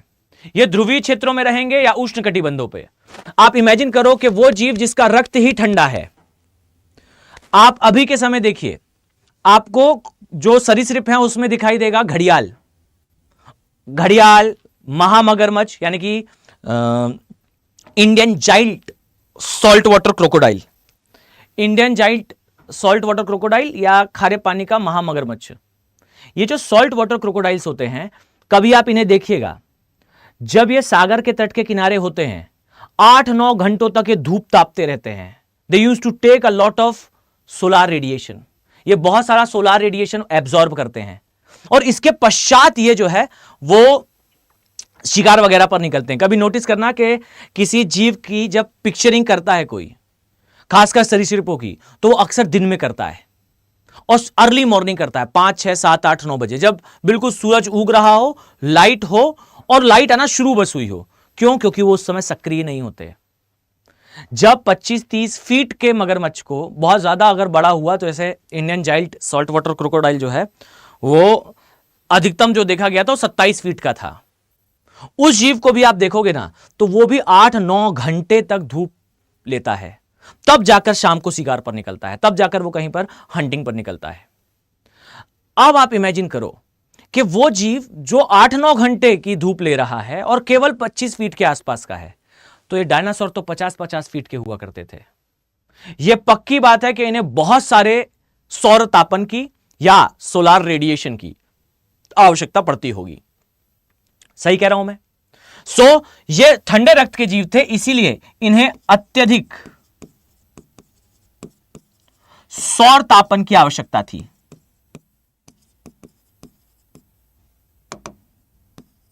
तापन की आवश्यकता थी, राइट? और ये जो अत्यधिक सौर तापन है डियर, ये सौर तापन आपको इस स्थान पर मिलेगा रादर देन इस स्थान पर। But the tremendous thing is, but सबसे क्रांतिकारी बात यह है कि डायनासोर का प्रथम जीवाश्म जहां मिला था वो स्थान था जुरा पर्वत, और ये जो जुरा पर्वत है ये आता स्विट्जरलैंड में है, और स्विट्जरलैंड यूरोप में है, और यूरोप ठंडा प्रदेश है। अब एक बात बताइए, डायनासोर के जीवाश्म आपको साइबेरिया में दिखाई देंगे, डायनासोर के जीवाश्म आपको इवन परमाफ्रॉस्टेड एरिया, जो पूरी तरह से हिमाच्छादित प्लेस है, उन स्थानों पर दिखाई देंगे। कैसे संभव है कि एक ऐसा जीव जिसका रक्त ही ठंडा हुआ करता था, वो जीव के जीवाश्म आपको एकदम ठंडे प्रदेशों में देखने को मिल रहे हैं? क्या यह संभव है कि यह जीव इस प्रकार के क्लाइमेट में सरवाइव कर पाता था? Answer is no. यह संभव ही नहीं है कि एकदम ठंडे रक्त का जीव इतने ठंडे तापमान में सरवाइव करे। या तो ऐसा हुआ है कि भाई पहले ध्रुवीय क्षेत्रों में तापमान ज्यादा था और ये क्षेत्र जमे हुए थे, या तो फिर ये महाद्वीप कुछ शिफ्ट हुए हैं।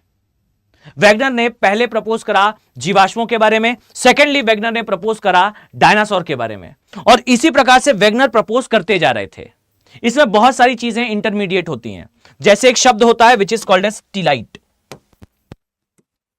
एक शब्द होता है जिसे कहा जाता है टीलाइट। ये जो टीलाइट होती है, टीलाइट हो गया प्लस प्लेसर हो गया, प्लेसर से संबंधित साक्ष्य। वैगनर ने कहा था कि एक बात बताइए, एक प्लेस है, एक शब्द होता है टीलाइट। टीलाइट बेसिकली एक चट्टान है जो कि हिमयुग के समय बनती है, यानी कि हिमानीकरण से बनती है। हिमनदों से इसका निर्माण होता है। वैगनर ने कहा कि भाई एक बात बताओ, लाखों टन के जो हिमनद हैं ये कहां पाए जाते हैं? लाखों टन के हिमनद एग्जैक्टली हमें कहां देखने को मिलते हैं? इतने भारी हिमनद हमें ध्रुवीय क्षेत्रों में देखने को मिलेंगे, पोलर एरियाज में देखने को मिलेंगे, राइट? तो जो टीलाइट जैसी चट्टानें हैं इनका निर्माण होना चाहिए ध्रुवीय क्षेत्रों में। वैगनर का कहना था कि ये जो चट्टानें हैं ये प्रायद्वीपीय भारत में भी पाई जाती हैं। कैसे संभव है कि प्रायद्वीपीय भारत में टीलाइट की चट्टानों का क्षेत्र हमें दिखाई दे? क्या यह संभव है कि भारत में इतने विशालकाय हिमनद रहे हों? भाई इतने विशालकाय हिमनद तो हमें केवल ध्रुवों में दिखते हैं, ये कहां से आए? सेकेंडली ऐसे ही कहा वैगनर ने दैट ये जो आपको दिखाई दे रहा है प्लेसर, ये वास्तव में एक निक्षेप होता है। ये होता है एक निक्षेप। और पता है बच्चों ये कहां पाया जाता है? ये पाया जाता है बेसिकली, ध्यान से सुनिएगा, ये बेसिकली पाया जाता है जहां सोना उपस्थित होता है। सोना बोले तो गोल्ड। तो जिस स्थान पर गोल्ड उपस्थित होता है ये निक्षेप उस स्थान पर पाए जाते हैं। एंड द रियलिटी इज कि आप पाओगे कि ये बिल्कुल परत दर परत होते हैं बच्चों। एक स्थान पर गोल्ड है तो उसके जस्ट बाजू में ये निक्षेप होंगे। फाइन। सारे वैज्ञानिकों ने कहा हां भाई ये तो बिल्कुल तय बात है कि जिस स्थान पर प्लेसर है उसके जस्ट बाजू में आपको गोल्ड मिलता है। वैज्ञानिकों को जब गोल्ड की प्लेटों को डिस्कवर करना होता है तो वो क्या करते हैं? वो बेसिकली इस प्लेसर को ढूंढने का प्रयास करते हैं। जहां ये प्लेसर मिल जाता है उसके पीछे सोना मिल जाता है। तो वैज्ञानिकों का कहना बिल्कुल स्पष्ट था कि भाई सच बात तो यही है, रियलिटी तो भाई यही है कि जहां सोना है वहां प्लेसर है। नाउ वैगनर ने कहा इधर आओ, अब आपको बताते हैं असंबद्धता क्या होती है। वैगनर ने कहा कि ध्यान से देखिए, ये जो हिस्सा आपको दिखाई दे रहा है अफ्रीका का, सब लोग बिल्कुल ध्यान से देखना, ये जो हिस्सा आपको दिखाई दे रहा है अफ्रीका का, और एक दूसरा प्लेस मैं यहां बना लेता हूं, ये जो हिस्सा आपको दिखाई दे रहा है दक्षिण अमेरिका का। ये दोनों प्लेसेस को जरा ध्यानपूर्वक देखिएगा, आंख खोलकर देखिएगा, ठीक? ये हिस्सा आप पाओगे इस स्थान पर। इस पूरे ही क्षेत्र में आपको प्रॉपरली गोल्ड अर्थात सोना दिखाई देता है। आपने सुना होगा घाना के कोस्ट को गोल्ड कोस्ट कहा जाता है क्योंकि वहां गोल्ड मिलता है। इस एरियाज में आपको बहुत सारे गोल्ड प्लेसेस मिलेंगे, सोने के क्षेत्र मिलेंगे। यहां आपको गोल्ड अर्थात सोना दिखाई देगा। खुश। और इसका जस्ट इस वाला सेक्शन में देखिएगा, ये जो पोर्शन है यहां आपको दिखाई देगा निक्षेप। और किसके निक्षेप दिखेंगे बच्चों? इस पोर्शन में आपको बेसिकली दिखाई देगा a word, a thing called placer. यहां आपको प्लेसर के साक्ष्य दिखेंगे। यहां प्लेसर है पर गोल्ड नहीं है, और यहां गोल्ड है पर प्लेसर नहीं है। और इवन मैं आपको बताऊं तो यहां पर जो गोल्ड है, ये पूरा area was colony of Britain, ये ब्रिटेन की कॉलोनी था। और ब्रिटेन यहां रहने वाली जनजातियों के गले में देखता था कि भाई धातु के ऐसे गोले से लगे हुए हैं। और आपने कई बार देखा होगा कि कई अफ्रीका की ट्राइब्स जो हैं वो इस प्रकार से गले में नेकलेस टाइप का पहनी रहती हैं। इनिशियली वो गोल्ड का पहनते थे। ब्रिटिशर्स को लगा कि ये गोल्ड होगा नहीं। क्यों? क्योंकि जब पहली बार इन्होंने ट्राइब्स को पहने हुए देखा तो दे यूज्ड टू थिंक कि इस जमीन के अंदर पक्का है कि सोना है। उन्होंने वैज्ञानिकों की टीम मंगाई एंड दे सेज इधर सर्च करो कि गोल्ड है कि नहीं। और जब भी आप गोल्ड सर्च करने की बच्चों कोशिश करोगे तो वहां पर वो वैज्ञानिक एक्चुअल में ढूंढते हैं प्लेसर के निक्षेप। अगर प्लेसर मिल गया मतलब नीचे गोल्ड है, नहीं तो उतनी खुदाई करने की आवश्यकता नहीं है। अगर कहीं आपको प्लेसर के साक्ष्य दिख रहे हैं इसका मतलब है उसके आसपास आपको गोल्ड मिल जाएगा। तो वैज्ञानिकों को जब भी गोल्ड ढूंढना होता था वो ढूंढते थे प्लेसर। अब जब ब्रिटिशर्स ने इस एरिया को कॉलोनाइज्ड करा, जब यहां पर अपना उपनिवेश बनाया, तो ब्रिटिशर्स ने देखा कि उधर पे जो ट्राइब्स हैं वो तो गोल्ड पहने हुए हैं, पर उन्हें लगा कि यार गोल्ड अगर ये है तो जमीन के अंदर होगा। अब इन्होंने जो है साइंटिस्ट बुलाकर यहां पर पूरा जो है वो सर्च करने का काम स्टार्ट करा। और तब जाकर इन्हें पता चला कि भाई यहां तो प्लेसर है नहीं। जब प्लेसर नहीं है तो गोल्ड भी नहीं होगा। ये चले गए। पर बहुत वर्षों बाद जब इन्हें ऐसा लगा कि यार इनका गोल्ड तो, इनकी धातु जो बहुत चमक रही है, तब ये उसे लेकर गए यूरोप। और यूरोप में उसका टेस्ट कराया and they used to identify कि ये जो पहने हुए है ना, ये तांबा या कोई और धातु नहीं है, ये तो शुद्ध सोना है, ये तो प्योर गोल्ड है। नाउ एक बात बताओ, जब यहां गोल्ड मिल रहा है तो प्लेसर कहां गया? फाइन, ये ब्रिटेन कर रहा था। ब्रिटेन ने यहां से जो है वो गोल्ड निकाला और मास लेवल पर इसकी स्मगलिंग करी। ठीक, और इसके पीछे यहां देखो, ये प्लेसर का एरिया है, ये दक्षिण अफ्रीका में था। यहां मैं नाम लिख देता हूं, ये है साउथ अमेरिका, और ये है अफ्रीका। ओके, सो ये एरिया था स्पेन और बाकी के यूरोपियन कंट्रीज की कॉलोनी। उन्होंने इधर सर्च करा तो इन्होंने कहा कि यार इधर पे प्लेसर है, खोदो जमीन के अंदर सोना होगा। ये बेचारे ढूंढ रहे थे, ढूंढते रहे, एक भी सोना नहीं मिला। क्यों नहीं मिला? क्योंकि यहां केवल प्लेसर है और उस तरफ आपको गोल्ड दिखाई देगा। सो ये सारी चीजें वेगनर ने समझाई कि देखिए इस वर्ल्ड में बहुत सारी डिसकंटिन्यूटीज हैं, बहुत सारी असंबद्धताएं हैं। जहां जीवाश्म ईंधन होना चाहिए वहां जीवाश्म ईंधन नहीं है, जहां नहीं होना चाहिए एग्जैक्टली वहां है। जहां पर प्लेसर होना चाहिए वहां प्लेसर नहीं है, जहां गोल्ड होना चाहिए वहां गोल्ड नहीं है। जहां टीलाइट को नहीं होना चाहिए एग्जैक्टली वो वहीं पाई जा रही है। और इसी तरीके से जो डायनासोर है उसे जहां रहना चाहिए था वो छोड़कर ध्रुवों पर रह रहा है। ये कुछ असंबद्धताएं जो हैं वो बताई थी किसने? ये बताई थी अल्फ्रेड वेगनर ने। और इन्हीं के साथ आप किसकी तैयारी कर रहे हो? आप तैयारी कर रहे हो यूपीएससी की। अब यहां बिल्कुल ध्यान से सुनिएगा, कुछ असंबद्धताएं भारत के केस में भी सुनते जाइए। भारत के परिप्रेक्ष्य में जो असंबद्धताएं हैं, ठीक, जो डिसकंटिन्यूटीज हैं,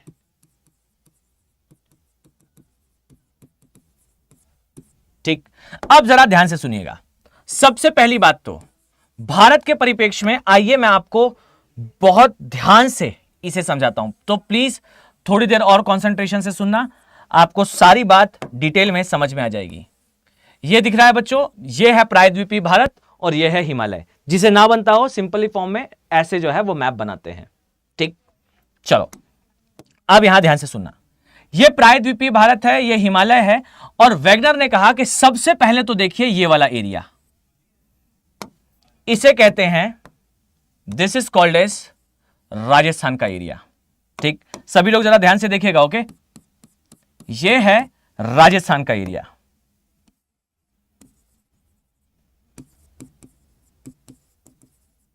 राजस्थान का प्लेस। नाउ वैगनर ने कहा इधर आओ, एक बात बताओ, ये जो राजस्थान का एरिया आपको दिखाई देता है, तो जो लोग राजस्थान के एग्जाम वगैरह की तैयारी कर रहे हो उनके लिए भी काम का है, थोड़ा ध्यान से सुनिएगा। ओके, सो वैगनर ने कहा कि जो राजस्थान का एरिया आपको दिखाई देता है, जस्ट टेल मी कि ये कैसा प्लेस है। सभी ने कहा भाई एक बात बताओ, राजस्थान का एरिया जो है वो सूखा प्रदेश है, रेगिस्तानी भाग है। नाउ वैगनर ने कहा ध्यान से बताना, सोच लो ये रेगिस्तान है या नहीं है। एवरीवन सेज अरे बिल्कुल भाई, पक्का रेगिस्तान है। कैसे पता है रेगिस्तान है? तो ध्यान से सुनना। सबसे पहली बात तो हमारे पास 5000 साल का लिखित इतिहास है, लिखित इतिहास है, रिटन हिस्ट्री है हमारे पास, दैट ये जो क्षेत्र है, ये क्षेत्र बेसिकली मरुस्थल है। आप देखिए हड़प्पा सिविलाइजेशन के समय जब सिंधु नदी घाटी सभ्यता उपस्थित थी, उस समय पर आपको आसपास के सारे क्षेत्रों में बड़ी संख्या में नगर दिखाई देंगे सिंधु घाटी सभ्यता के। बट आपको राजस्थान का जो एरिया है वहां अचानक से आने पर नगरों की संख्या बिल्कुल कम दिखाई देगी। इसके इस वाले भाग में आपको प्रॉपरली नगर दिखाई देंगे, ध्यान से देखिएगा, आपको यहां नगर दिखाई देंगे, यहां नगर दिखाई देंगे, इवन इस साइड यहां इस पूरे क्षेत्र में दिखाई देंगे। बट ये जो बीच वाला क्षेत्र है ना, यहां अचानक से जो नगरों की संख्या है वो कम हो जाती है, उतनी बड़ी संख्या में आपको यहां नगर नहीं दिखते। अपने आप में एविडेंस है कि यहां पर मरुस्थल रहा होगा, तभी जो है वो यहां पे हड़प्पा वासियों ने अपने नगर नहीं बनाए और बड़े स्तर पर नहीं बनाए। सेकंड, नाउ हम तो आज भी उस बूस्ट्रोफेडन जो लिपि है उसे समझ नहीं पाए, बट इवन हमारे पास जो वेद हैं, ठीक, खासकर जो ऋग्वेद है, और ऋग्वेद में इसका प्रॉपर वर्णन है दैट हम जो है आर्य हैं, हम सप्त सैंधव एरिया में रहते हैं, हमारे क्षेत्र में 7 नदियां बहती हैं, सिंधु, झेलम, चिनाब, रावी, व्यास और सतलुज एंड सरस्वती। और उसमें लिखा हुआ है कि हमारे लिए सबसे महत्वपूर्ण नदी सिंधु है, लेकिन सबसे पवित्र नदी जो है वो क्या है?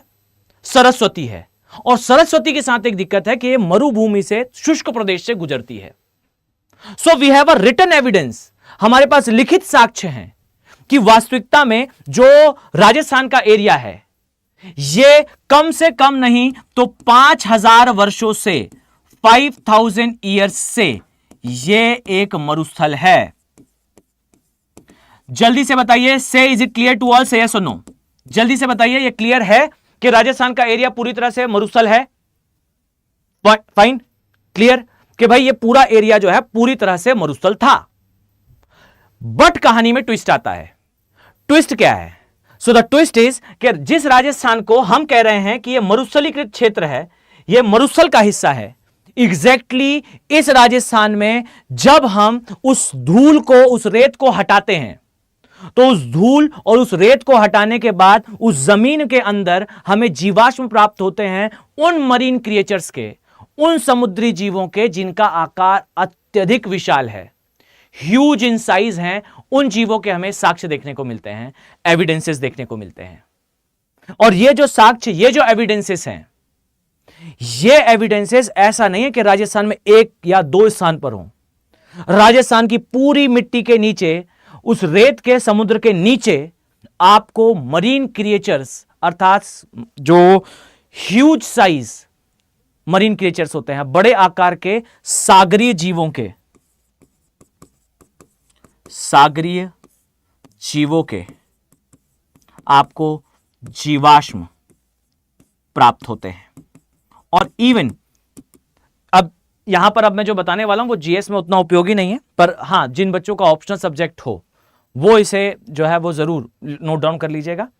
बाकी जीएस में भी आप यूज करिए, बढ़िया वैल्यू फॉर मनी प्रोडक्ट है, मतलब आप इसे यूज करोगे अपने, मतलब वैल्यू फॉर मनी थिंग है, आप इसे अपने जीएस में भी पुट करते हो, you will get the marks never before. मतलब जैसे आपको नंबर कभी नहीं मिले होंगे, आप उतने अंक प्राप्त करेंगे, उतना अंक आपको आसानी से, उतने नंबर आपको आसानी से मिल जाएंगे। ठीक, डन। अच्छा, मुझे ध्यान आया अभी जब मैं थोड़ा सा ये बताया, याद रखो कि 14 फेब आज केवल मेरा जन्मदिन नहीं है बच्चों, फाइन।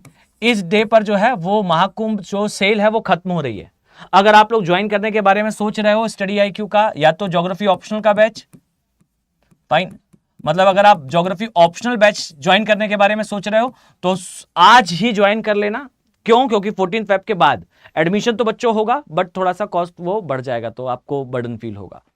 सेकेंड थिंग कि इस सेल में आप हमारा जो स्टडी आईक्यू का जो संपूर्ण बैच है इसे भी एनरोल कर सकते हो, और ये याद रखना कि इसे एनरोल करने पे आपको 14 फेब तक डिस्काउंट मिलेगा। तो इसे थोड़ा सा याद रखिएगा कि आप ध्यान से इसे एनरोल कर लें अगर आप एनरोलमेंट के बारे में सोच रहे हैं। 14 तारीख आज ही है, ठीक है, तो इसे थोड़ा सा याद रखना। हाँ भाई, पुलवामा अटैक भी हुआ था और इसी कारण मैं ज़्यादा सेलिब्रेट भी नहीं करता, फाइन। सो ये थोड़ा सा आप लोग ध्यान रखिएगा। चलिए आइए वापस आइए। नाउ सागरी जीवों के जीवाश्म प्राप्त होते हैं, और इवन जो राजस्थान से हो जरा कमेंट सेक्शन में मुझे बताइएगा आपने उस विलेज के बारे में सुना है या नहीं। एक विलेज है राजस्थान का जहां पर जो सर्वेक्षण विभाग था, they went for that area, वो उस क्षेत्र के लिए गए और उन्हें एक बात नोटिस हुई, उन्हें इस बात को जो है वो रिकॉग्नाइज करा कि डियर यहां पर पूरा गांव जो है वो टीलों पर बसा हुआ है। इस प्रकार से जो है वो गांव था, और वो गांव इस तरीके से टीलों पर बसा हुआ था। एक टीले पर कहीं स्कूल बना है, एक टीले पर सामुदायिक भवन है, कहीं पर मंदिर है, और फलान ढिमका, ये सारी चीजें जो है वो उस गांव में उपस्थित थी और टीलों पर उपस्थित थी। पूरा गांव इस प्रकार से रह रहा था। पर जब सर्वेक्षण विभाग ने इसको स्टडी करा तो दे यूज्ड टू से कि एग्जैक्टली ये जो टीले आपको दिखाई दे रहे हैं ये किसी मिट्टी या पत्थर से नहीं बने हैं। इन्हें जब हटाकर देखा गया तो पता चला कि ये तो वास्तविकता में हड्डियां हैं। और ये कहां की हड्डियां हैं? ये जो पीछे आपको मेरुदंड दिखाई देता है, बैकबोन दिखाई देता है, ये एक विशालकाय लॉबस्टर हुआ करता था इस क्षेत्र में, और उस लॉबस्टर की जो स्पाइनल कॉर्ड है, जो मेरुदंड की हड्डी है, वो इस स्थान पर इस प्रकार से बिछी हुई है। और ये जो पूरे आपको टीले दिखाई दे रहे हैं ये उसी हड्डी के बने हुए टीले हैं। और ये जो पूरा गांव है ये एक पूरे के पूरे लॉबस्टर पर बसा हुआ है। इतने विशालकाय जीव डियर आपको दिखाई देते थे राजस्थान के महामरुस्थल के क्षेत्र में। तो टेल मी, क्या इन जीवों को, इन सागरी जीवों को इस स्थान पर उपस्थित होना चाहिए? क्या ये जीव हमें इस स्थान पर दिखाई देने चाहिए? से यस और नो? टेल मी, क्या इसे यहां पर होना चाहिए? Answer is no. इसीलिए यह एक असंबद्धता है। वास्तविकता यह है कि राजस्थान के एरिया में डियर जो आपको रेत दिखाई देती है वो रेत किसी मरुस्थल की रेत नहीं है। वास्तविकता में ये जो रेत आपको दिखाई देती है ये रेत एक सागर के तट की रेत है। ये सेडिमेंट्स, ये जो अवसाद इधर आपको दिख रहे हैं ये किसी मरुस्थल के नहीं, ये किसी सागर के साक्ष्य हैं, ऐसा अल्फ्रेड वेगनर ने लिखा। ठीक, एवरीवन सेज वेगनर, डियर तुम बोल तो सही रहे हो, ऐसी चीजें यहां कैसे आई? सेम एज आगे बढ़ते हैं। वेगनर ने कहा एक बात और बताओ यार। सबने कहा हां बताइए। वेगनर ने कहा कि एक सामान्य सी बात है, हर जीव दुनिया में हर जगह नहीं मिलता।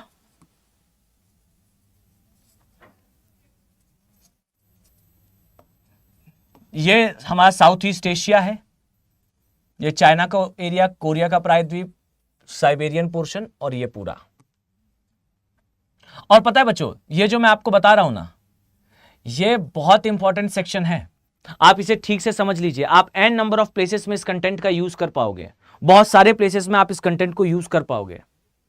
और जिस गहराई के साथ मैं बता रहा हूं उस गहराई के साथ अब आप लिखोगे ना इसे, तो मैं एकदम दावे के साथ कहता हूं, I am damn sure about this, कि जो चीजें आप लिखोगे वो चीजें सामान्य विद्यार्थी, नॉर्मल स्टूडेंट्स कभी नहीं लिखते।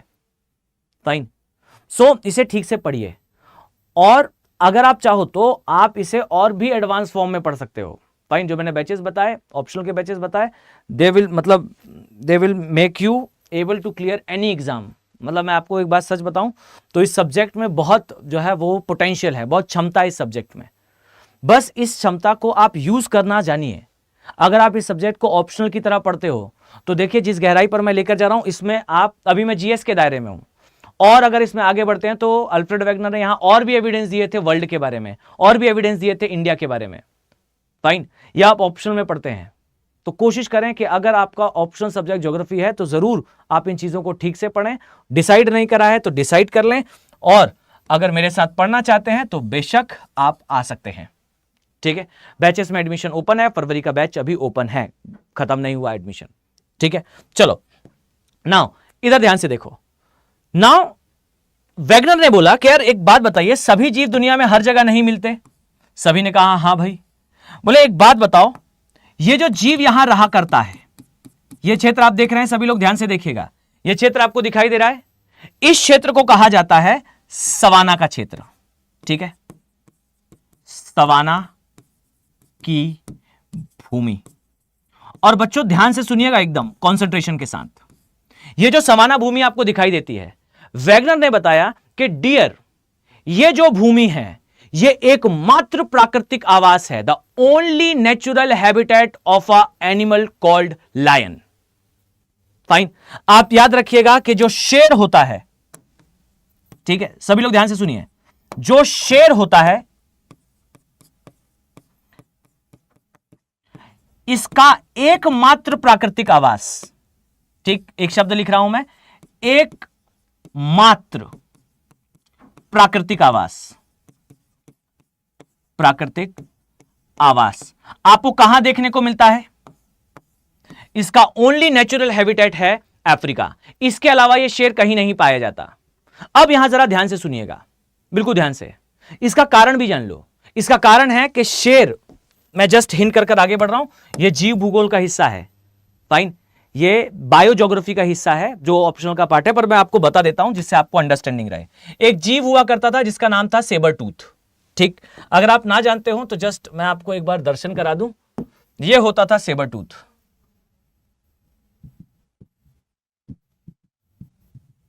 सेबर टूथ, फाइन, देखिए इस प्रकार का जीव था यह sabre tooth. I am sure कि आप लोगों ने इसको कभी ना कभी देखा होगा, मतलब लाइफ में तो नहीं पर टीवी वगैरह में। यह सेबर टूथ हुआ करता था। यह जो सेबर टूथ है ना बच्चों, इसी से बेसिकली दो जीव निकले हैं, एक निकला है कैट्स और एक निकले हैं डॉग्स। तो कैट्स और डॉग्स दोनों सेबर टूथ से आए हैं। जो डॉग्स हैं, समय के साथ ह्यूमंस ने इसे डोमेस्टिकेट कर लिया है। डोमेस्टिकेट मतलब जंगलों से हमने निकाल लिया है, ज्यादातर डॉग्स हमने बाहर ले आए, और जो डॉग्स बच्चों रह गए ना जंगलों में, उन्हें ही आप वुल्फ कहते हो, भेड़िए कहते हो। फाइन, ये जो भेड़िए हैं या जो वुल्फ हैं, फाइन, ये डॉग्स के ही जो है वो पूर्वज हैं। ठीक है, और जो कैट्स हैं, ये कैट्स भी फिर डिवाइड हुई थी। एक कैट ने डिसाइड करा कि ये जंगल में रहेगी, और एक कैट ने डिसाइड करा कि ये घास के मैदान में रहेगी, एक कैट ने डिसाइड करा कि ये पहाड़ों पर रहेगी। जो जंगलों में रहता है वो बाघ है, जो घास के मैदान में रहता है वो शेर है, और जो पहाड़ों पर रहता है उसमें दो मेन आते हैं। एक होता है जिसे हम कहते हैं क्लाउडेड लेपर्ड, और एक है इसे कहते हैं स्नो लेपर्ड। स्नो लेपर्ड और क्लाउडेड लेपर्ड, मतलब हिम तेंदुआ और धूमिल तेंदुआ। फाइन, और इत्तेफाक की बात देखो, कैट्स की सारी प्रजातियां टोटलिटी में इंडिया में पाई जाती हैं। फाइन, कैसे? तो जरा ध्यान से देखना। द थिंग इज, वैगनर ने बोला कि यार देखो, जो शेर है इसका एकमात्र प्राकृतिक आवास ये था। ऐसा क्यों था? इसका रीजन है, देखिए सेबर टूथ से, माफ कीजिएगा ये तो पुराने वाले स्लाइड में आ गए हम, सेबर टूथ से बाघ भी बने थे और शेर भी बने थे। ठीक, लेकिन दिक्कत थी, बाघ का आकार बड़ा था, शेर का आकार छोटा था, और इसीलिए आप पाओगे कि हर एक जगह से बाघ ने जो है वो शेरों को अलग कर दिया है। हर एक प्लेस से जो बाघ थे उन्हें शेरों के द्वारा, सॉरी, जो शेर थे उन्हें बाघों के द्वारा अलग कर दिया गया। Why? Because they are more powerful in nature. आपको यही कारण है कि पूरी दुनिया में बाघों की अनेकों प्रजाति दिखेगी। साइबेरियन बाघ दिखेगा बच्चों, कैस्पियन दिखेगा, इंडियन दिखेगा, जवाई सुमात्राई दिखेगा। ये सारे बाघ की प्रजातियां हैं, लगभग 9 प्रकार के बाघ उपस्थित हैं। Siberian tiger Siberian tiger, Javan tiger, Indonesian में Sumatran tiger, royal Bengal tiger, Caspian tiger, ये सारे टाइगर के अलग अलग प्रकार हैं जो आपको अलग अलग पार्ट में वर्ल्ड के दिखाई देंगे, बट आपको कभी नहीं मिलेगा कि लायन का कोई और प्रकार हो। सारे लायन यही रहा करते थे। और इवन इन्होंने यहां तक भी बताया, अल्फ्रेड वेगनर ने यह भी एक्सप्लेन करा कि आप जरा जाकर यूरोपियंस की बुक देखिए। यूरोपियन सेज कि हम निकलकर जो है वो अफ्रीका महाद्वीप पहुंचे थे और हम वो लोग हैं, मतलब ब्रिटिशर्स ने लिखा था ये कि हम वो लोग हैं जिन्होंने दुनिया के ज्यादातर महाद्वीप डिस्कवर करे। और जब हम वहां से डिस्कवर करते थे ना उस महाद्वीप को, तो वहां के जीवों को, वहां के लोगों को, इसके बारे में हम लिखते थे। और यूरोपियंस ने वर्णन करा था कि इन्होंने 7 महाद्वीप घूमे और दुनिया में ऐसा जीव, इस लायन जैसा जीव पूरे वर्ल्ड में कहीं नहीं था। द ओनली प्लेस जहां हमें लायन मिला वो था सवाना का एरिया। फाइन। तो एक चीज परफेक्ट थी कि जो लायन था उसका एकमात्र प्राकृतिक आवास तो ब्रिटिशर्स के हमें लेखों से भी मिल जाता है कि यह केवल और केवल कौन सा है, सवाना की भूमि है। ठीक। बट जब ये ब्रिटिशर्स आए इंडिया, ठीक, तो इंडिया आने पर इन्होंने देखा अशोक स्तंभ को, एंड दे सेज कि डियर ये अशोक स्तंभ कब बना है? 269 बीसी के आसपास बना होगा। उसी समय अशोक जो है वो किंग बने थे। बीसी, बिफोर क्राइस्ट, ईसा पूर्व, 269 बीसा पूर्व के आसपास जो है अशोक स्तंभ बना होगा। अर्थात जिस समय पर यूरोप में सारे लोग जो है वो जनजातियों के रूप में रह रहे थे, उस समय भारत में मैसिव एम्पायर था और उस एम्पायर के सिंबल में आपको शेर दिखाई देता है। क्या इंडिकेट करता है ये इंडिकेट करता है कि शेर हमारे यहां बहुत पहले से थे, जबकि ब्रिटिशर्स ने यह बताया था कि इस एरिया के अलावा शेर दुनिया में और कहीं नहीं मिलते। तो क्या शेरों को, क्या बाघों को इस क्षेत्र में दिखना चाहिए था जब उनका प्राकृतिक आवास केवल यह है? द थिंग इज, बाघ जो है हमें हमारे पूरे भारत में नहीं दिखता, हमारे क्षेत्र में भी वो केवल गुजरात वाले क्षेत्र में यहां दिखाई देता है। आई थिंक आपको पता होगा गुजरात का गिरवन वाला जो प्रदेश है वो एशियाई लायंस के लिए, शेरों के लिए काफी प्रसिद्ध है। यहां मैं लिख देता हूं, यहां पाए जाते हैं एशियाई सिंह, एशियाई सिंह, यानी कि एशियाटिक लायंस। इस स्थान पर आपको एशियाटिक लायंस दिखाई देंगे।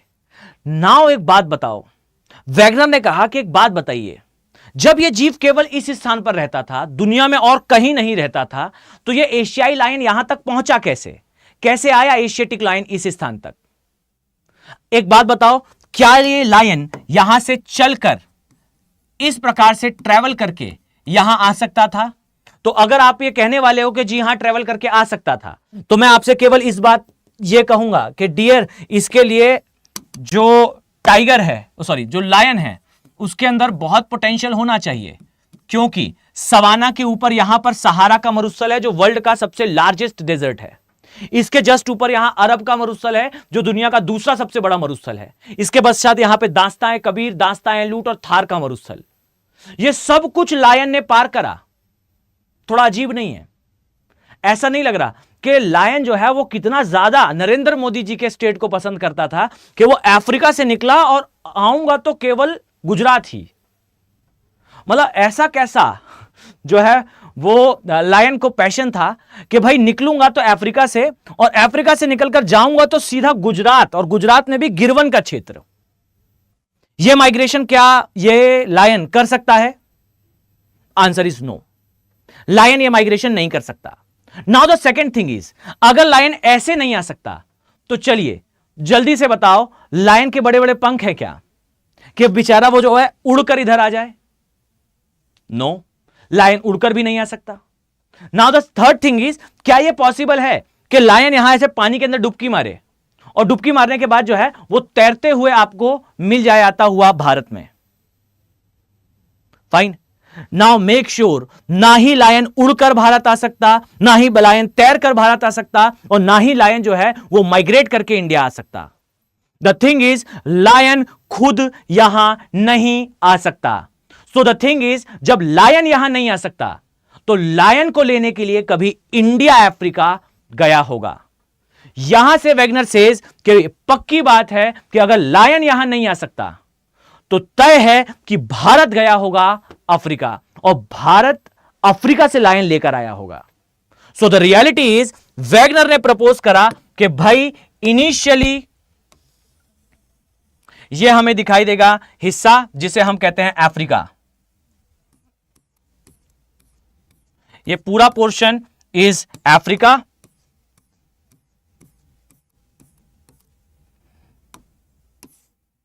ये है अफ्रीका वाला पार्ट।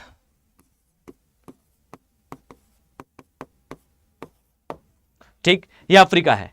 और ये देखिए यहां आपको दिखाई देगा there is a place called Eurasia.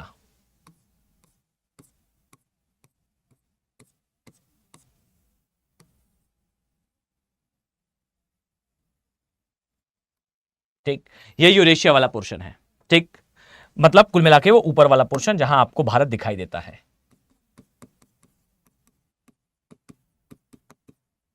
ये यूरेशिया है, ये अफ्रीका है।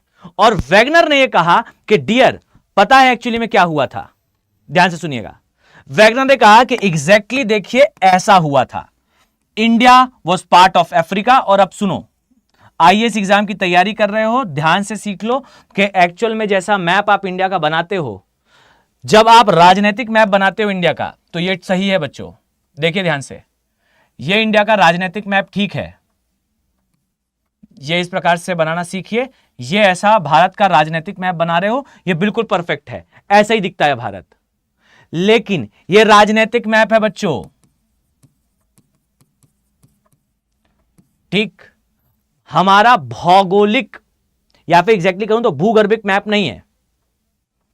अरे भाई क्या हो गया, कितनी बातें हो रही हैं सर, लायन जानवर हो, अरे ठीक है ठीक है ठीक है। अरे आप लोग आपस में बात कितनी करते हो भाई? आप मुझसे बात करिए, सभी लोग मुझसे बात करो भाई। ऐसा काम काम की कुछ बातें लिखो कि सर ऐसा होता है क्या, वैसा होता है क्या। जैसे हम अक्सर क्लास में जो है वो ये करते हैं कि भाई आपको जो पढ़ना है आप उसके बारे में लिखिए ना। आप मुझसे 4 बातें पूछिए, I will tell you in depth about a lot of things. मतलब आप अगर यहां कमेंट सेक्शन का सही उपयोग करोगे ना बच्चों, तो मैं आपको बहुत सारी चीजें एक्स्ट्रा बता पाऊंगा। ठीक है, तो इसे लिखिया करें। मुस्कान जी, सर जिसके पास ग्रेजुएशन में ज्योग्राफी नहीं है वो ऑप्शनल ले सकता है क्या? अरे मुस्कान जी, बिल्कुल ले सकता है। ग्रेजुएशन में आपका कोई भी सब्जेक्ट हो, आप geography as a optional subject ले सकते हो, और कोई भी सब्जेक्ट आप ऑप्शनल की तरह ले सकते हो, बिल्कुल कर सकते हो। ठीक है, डन। सर मैंने आपको वीडियो भेजा था यही टॉपिक का, प्लीज यहां क्लियर कर दीजिए। कौन सा वीडियो भेजा था बच्चे, कब भेजा था? एक तो आपका नाम भी क्लियर नहीं है, तो मैं पहचानूंगा कैसे? ठीक है सर, आपको वीडियो, हाँ पागलपंती जी अब मैं क्या कहूं, आपका नाम ही लिखा हुआ है। तो प्लीज आप थोड़ा सा प्रयास करो कि या तो आप मुझे याद दिला दो, और नहीं तो अपना नाम सही कर लो, तो मैं रिकॉल कर पाऊंगा। हाँ भाई, सभी के लिए उपयोगी है, पर मैं यूपीएससी के लिए जो है वो पढ़ा रहा हूं। ठीक है, डन। तो अल्फ्रेड वेगनर की थ्योरी है ये। और सुनिए, जो ऑप्शनल के बच्चे हों वो तो और ज्यादा ध्यान से सुनिएगा। ये थ्योरीज, ऐसी ही पूरी थ्योरीज आपको ऑप्शनल में पढ़नी है, तो कोशिश करो कि आप ठीक से ऑप्शनल की तैयारी करो। ठीक है, मतलब मैं एक एडवाइस दूंगा कि, और सभी को एक बात कह रहा हूं कि कोशिश करना कि आप लोग इस सब्जेक्ट को जरूर रिस्पेक्ट दें। ठीक, ये सब्जेक्ट आपको पूरी तरह से प्री क्लियर कराने में, मेंस के बहुत सारे डायमेंशंस को कवर करने में यूजफुल होगा। आप आगे देखते जाइए। थोड़ा सा अगर ये इंगेजिंग सीरीज रही, मतलब आप सभी ने इसे देखा या ज़्यादा से ज़्यादा लोग तक ये पहुंच पाई, तो ये सीरीज आगे कंटिन्यू रहेगी। मैं इसमें बहुत सारी चीज़ें कवर कराऊंगा। ये आपके ऊपर निर्भर करता है कि आप कितना पढ़ना चाहते हैं। तो थोड़ा सा इसे पुश करिएगा, डेफिनेटली आपको हेल्प मिलेगी। ठीक है, चलो आओ यहां ध्यान से देखो। ये है बच्चों अफ्रीका, और यहां आप देखिएगा ये आपको दिखाई देगा प्रायद्वीपीय भारत। एक्चुअली में जियोलॉजिकली प्रायद्वीपीय भारत कुछ इस प्रकार का दिखाई देता है। फाइन, ये आप पाओगे, दिस इज इंडिया। डन। ये कुछ इस प्रकार से है इंडिया। और इंडिया में भी आपको ये पोर्शन जो दिख रहा है, जरा ध्यान से देखना, यहां आपको माउंटेन्स दिखेंगे। ये पोर्शन जो है, just a second, one more second, ठीक, ये जो पोर्शन है आपको यहां पर बच्चों अरावली दिखाई देगा, ये अरावली पर्वत है, और ये राजमहल की पहाड़ियां हैं जिस पे छोटा नागपुर का पठार स्थित है। ठीक, ये एक्चुअल में है प्रायद्वीपीय भारत। ठीक है, ये है प्रायद्वीपीय भारत, इंग्लिश में इसे पेनिनसुलर इंडिया कहते हैं। ठीक, सो एक्चुअल में हुआ यह होगा कि प्रायद्वीपीय भारत पहले अफ्रीका का हिस्सा रहा होगा, अरावली पर्वत और ये राजमहल की पहाड़ियां, राजमहल पहाड़ियां, ऐसा हुआ होगा कि इसे पेनिनसुलर इंडिया कहते हैं। मैं लिख देता हूं, कहां लिखा जाए भाई,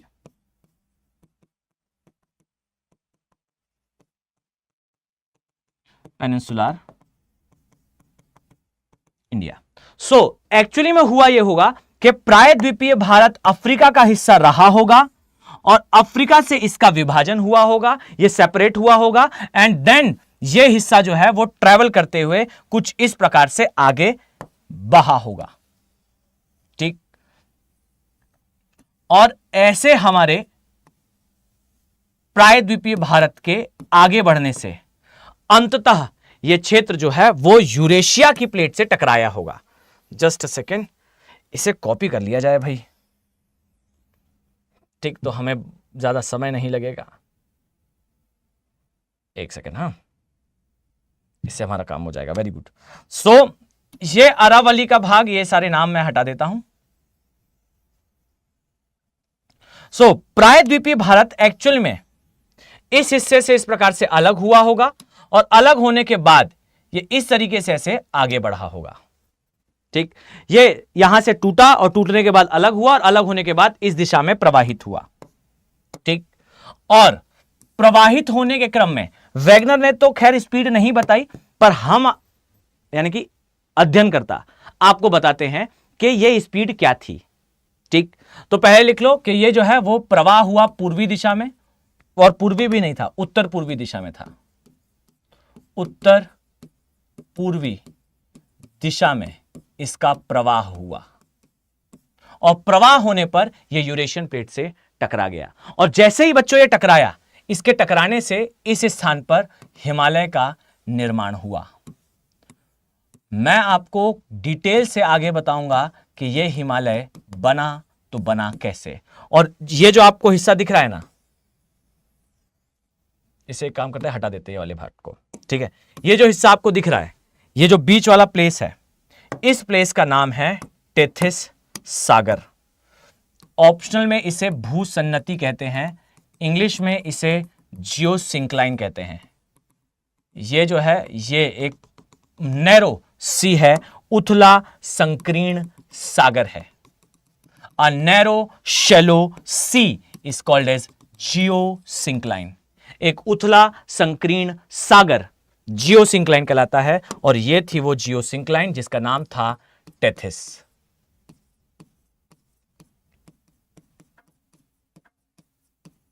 ठीक, तो अभी मैंने अल्फ्रेड वेगनर की जो थ्योरी आपको बताई है, यह भारत के परिप्रेक्ष्य में बताई है कि भारत यहां से टूटकर अलग हुआ और अलग होने पर यह इस स्थान पर पहुंचा, और इस स्थान पर पहुंचने से आगे मैं जब आपको समझाऊंगा कि हिमालय का निर्माण कैसे हुआ, या फिर प्रायद्वीपीय भारत में अफ्रीका जैसे एविडेंसेस क्यों हैं, अरावली की पहाड़ियों के ऊपर उत्तर का विशाल मैदान क्यों चढ़ा हुआ है, राजमहल की पहाड़ियों का बीच का हिस्सा टूट क्यों गया है, छोटा नागपुर के पठार में जो हमें छोटा नागपुर के पठार में हमें जो संसाधन प्राप्त होते हैं, एग्जैक्टली ऐसे संसाधन हमें ऑस्ट्रेलिया में क्यों प्राप्त होते हैं। ये बहुत सारी एन नंबर ऑफ थिंग्स हैं, वो सारी चीजें आप एक स्थान पर एक बार में समझ जाओगे। ठीक है सर जी, अफ्रीका से टूट गया था तो भारत बनकर तो महाद्वीप था, लेकिन महाद्वीप तो प्लेट में विस्थापित होते हैं, तो भारतीय प्लेट और अफ्रीका की प्लेट तो अलग है। इस वीडियो पर, हाँ ठीक है बच्चे, मैं इस पर बना दूंगा, एक अलग से वीडियो बना दूंगा कि ये कैसे हुआ था। ठीक है, चलिए, तो मैं आपको बिल्कुल बिल्कुल बता दूंगा भाई, बस कॉपी पेस्ट मत करो, कॉपी पेस्ट मत करो। मैं एक रिक्वेस्ट करूंगा, do not copy paste anything, कुछ भी जो है वो कॉपी पेस्ट मत करो, अदरवाइज मैं पढ़ा नहीं पाऊंगा, ठीक है। सो ये जो है ये टेथिस सागर है और ऐसे भारत टूटकर अलग हुआ। इसके बाद आप बहुत सारी चीजें पढ़ोगे बच्चों, जब मैं आगे आपको पढ़ाऊंगा तो उसमें मैं बताऊंगा कि ऑस्ट्रेलिया के साथ हमारा क्या कनेक्शन है, हमारे संसाधन ऑस्ट्रेलिया के जैसे क्यों हैं, भारतीय क्षेत्र को उपमहाद्वीप की संज्ञा क्यों दी जाती है, और क्या भारतीय क्षेत्र को उपमहाद्वीप की संज्ञा देने का कारण, ध्यान से सुनिएगा, भारतीय उपमहाद्वीप को उपमहाद्वीप की संज्ञा देने का कोई राजनीतिक कारण था। फाइन। कई इंडियन ज्योग्राफर्स ये मानते हैं कि ब्रिटिशर्स ने ये सब कुछ जो है वो पढ़ लिया पढ़ा लिया, हम सबको पता चल गया। इसके बाद ना जानबूझकर वो इंडियन सब कॉन्टिनेंट बोलते थे ताकि इसका एक राजनीतिक परिप्रेक्ष्य भी निकाला जा सके। मैं कल की क्लास में खैर इसकी चर्चा करूंगा कि भारत का नामकरण कैसे होता है, भारत में भारतीय क्षेत्र को उपमहाद्वीप क्यों कहते हैं, और उपमहाद्वीप कहने के पीछे के तथ्यात्मक कारण और उसके राजनीतिक कारण पर भी चर्चा करेंगे बहुत डिटेल से, ठीक है। मतलब मैं एक बात बता रहा हूं कि आप लोग कुछ 2-3 क्लासेस देखिए तो आपको समझ में आएगा कि मैं बहुत सारी नई चीजें बताऊंगा, ठीक है। सो ये प्रायद्वीपीय भारत है, ये टेथिस सागर है और ये टकराने से हिमालय का निर्माण हुआ है, ठीक। अब ऐसे हमारा भारत जो है वो बनकर रेडी होता है। क्या आपको दिखाई देगा भारत में? तो अब देखो, समझ गया कि भारत अफ्रीका का हिस्सा था, अफ्रीका से टूटकर ये अलग हुआ, अलग होने के बाद यूरेशिया से टकराया और यूरेशिया से टकराने से हिमालय बना। अब इसकी स्टेप बाय स्टेप जो है वो चीजें हम आगे पढ़ेंगे, ठीक। सर आपसे पढ़ने के बाद ऐसा लगता है कि सब कुछ लिख दूं, पर लिख नहीं पाते। हाँ हाँ भाई बिल्कुल, S20K मैक्स गेमिंग जी आप बिल्कुल पढ़ सकते हो भाई, ऐसा कोई दिक्कत नहीं है, ठीक है। सो अब इतने के बाद हमें क्या समझ में आया, इतने के बाद हमें एक बात समझ में आई, जरा अब ध्यान से देखना, इधर आओ सब लोग, जरा कंसंट्रेशन के साथ देखो एक्चुअल में भारत कैसा है। तो मैं यहां एक डायग्राम बना रहा हूं, सब लोग ध्यान से देखिएगा। एक्चुअल में भारत कुछ ऐसा है, एक्चुअल में भारत कुछ ऐसा है।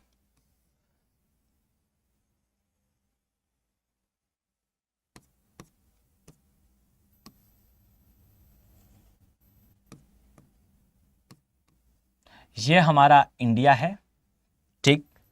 इस इंडिया में आपको इस पोर्शन में जो है इस तरीके से हिमालय दिखेंगे,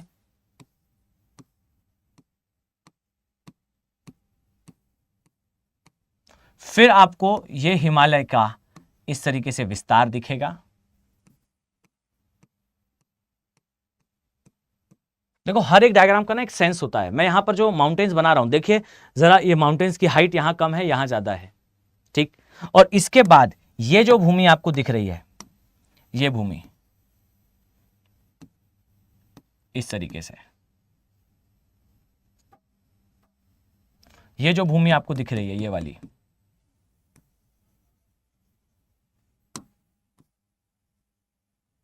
ओके। ये जो पूरा क्षेत्र आप देख रहे हो,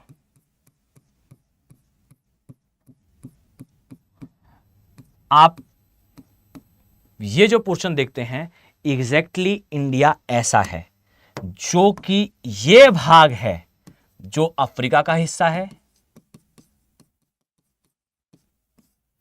ठीक।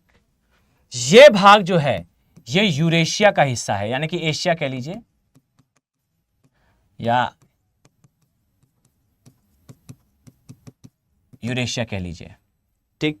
और ये जो हिस्सा आपको दिखता है ये एक सागर का अवसादों से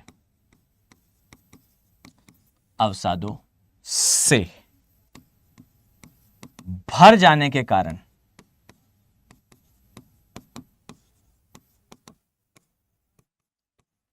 बना हिस्सा है। सो मेक इट श्योर कि एक्चुअल में आपको इंडिया या फिर आप कह लीजिए हमारा इंडियन सब कॉन्टिनेंट ये इस प्रकार का दिखाई देता है, जो 3 अलग अलग प्रकार की भूआकृतियों से, 3 अलग अलग प्रकार के, यहां मैं लिख देता हूं 3 डिफरेंट टाइप ऑफ लैंडफॉर्म्स, 3 अलग प्रकार की भू आकृतियों से यह बना है।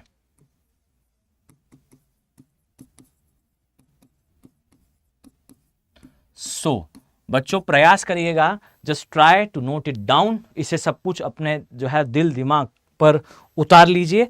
यह हुआ भारत का एक भू आकृतिक या भूगर्भिक निर्माण का शॉर्टर एक्सप्लेनेशन।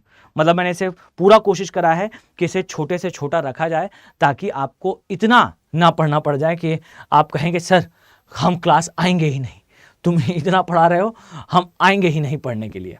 ठीक है, तो ऐसा भी ना हो कि आप आए ही ना। ठीक है, इसलिए जो है मैंने चीज़ों को थोड़ा कंसाइज मैनर में बताया। बाकी डेप्थ में हम चलते जाएंगे और ज़्यादा से ज़्यादा चीज़ें कवर कर लूँगा मैं। ठीक, बस इस बात का विशेष ध्यान रखना कि आप लोग जो है वो ध्यान से चीज़ों को नोट डाउन कर लो। ठीक, दूसरी बात देखो भाई, यह बात ध्रुव सत्य है, मैंने पहले ही बता दिया, ज्योग्राफी और एनवायरमेंट से सबसे ज़्यादा प्रश्न आते हैं प्री में। ऑप्शनल सब्जेक्ट लोगे, ऑप्शनल सब्जेक्ट की तरह प्रिपेयर करोगे, you will get the marks जो आपके प्री में। हमारे हिंदी माध्यम की सबसे बड़ी समस्या क्या है बच्चों? फाइन, टेल मी, सबसे बड़ी प्रॉब्लम क्या है हमारे मीडियम की? दैट हम प्री क्वालिफाई नहीं करते। ये एकदम परफेक्ट बात है कि हम प्री ज्यादा क्वालिफाई नहीं करते। चूंकि हम प्री क्वालिफाई नहीं करते, इसलिए हमारे अपीयरिंग कैंडिडेट्स जो मेंस में जाते हैं, मतलब जो अपीयर होने वाले मेंस में जाने वाले कैंडिडेट्स हैं, उनकी संख्या ही कम होती है। अब चूंकि ये कम होती है, इस कारण से जो है वो आगे जाकर हमारा रिजल्ट ही कम आता है। भाई हम प्री क्वालिफाई नहीं कर पा रहे हैं, और प्री क्वालिफाई क्यों नहीं कर पा रहे हैं? क्योंकि हमारे माध्यम में ज्यादातर बच्चे इन विषयों पर ध्यान ही नहीं देते, ऑप्शनल सब्जेक्ट ठीक से ज्योग्राफी प्रिपेयर ही नहीं कर रहे हैं। बच्चों मैं आपको एक बात बहुत मतलब गंभीरता से बता रहा हूं कि अगर आप ठीक से इस ऑप्शनल सब्जेक्ट को तैयार करो तो ज्योग्राफी एनवायरनमेंट के कलेक्टिव आने वाले 30 से 35 क्वेश्चंस आपके लिए बहुत आसान होंगे। सोचिए, जब मैं इसमें आपको इतनी गहराई तक लेकर चल रहा हूं, ऑप्शनल में आप सोचें कि किस गहराई तक हम जा सकते हैं। और फिर जब मैं वहां जीव भूगोल, पर्यावरणीय भूगोल बताऊंगा, बायो ज्योग्राफी और इन्वायरमेंटल ज्योग्राफी समझाऊंगा, इन्वायरमेंट का एक एक प्रश्न आई एम श्योर कि आपसे बनेगा। फाइन, और इसमें भी अगर आप 2025 में जाने वाले एग्जाम देने के लिए, तो अभी जो फरवरी का इवन जो बैच है, मैंने उसमें अभी जो है स्टार्ट करा है किससे? ये भू आकृति विज्ञान से, यही वाले चैप्टर से। ठीक, आप भू आकृति विज्ञान पढ़ेंगे, भू आकृति विज्ञान, जलवायु विज्ञान, समुद्र विज्ञान, भारत का भूगोल, ये इतना सेक्शन आपका कंप्लीट हो जाएगा प्री के पहले, और फिर आप जाएंगे प्री देने के लिए। आप सोच कर देखिए कि आपको क्या स्ट्रेंथ मिलेगी इस सब्जेक्ट से।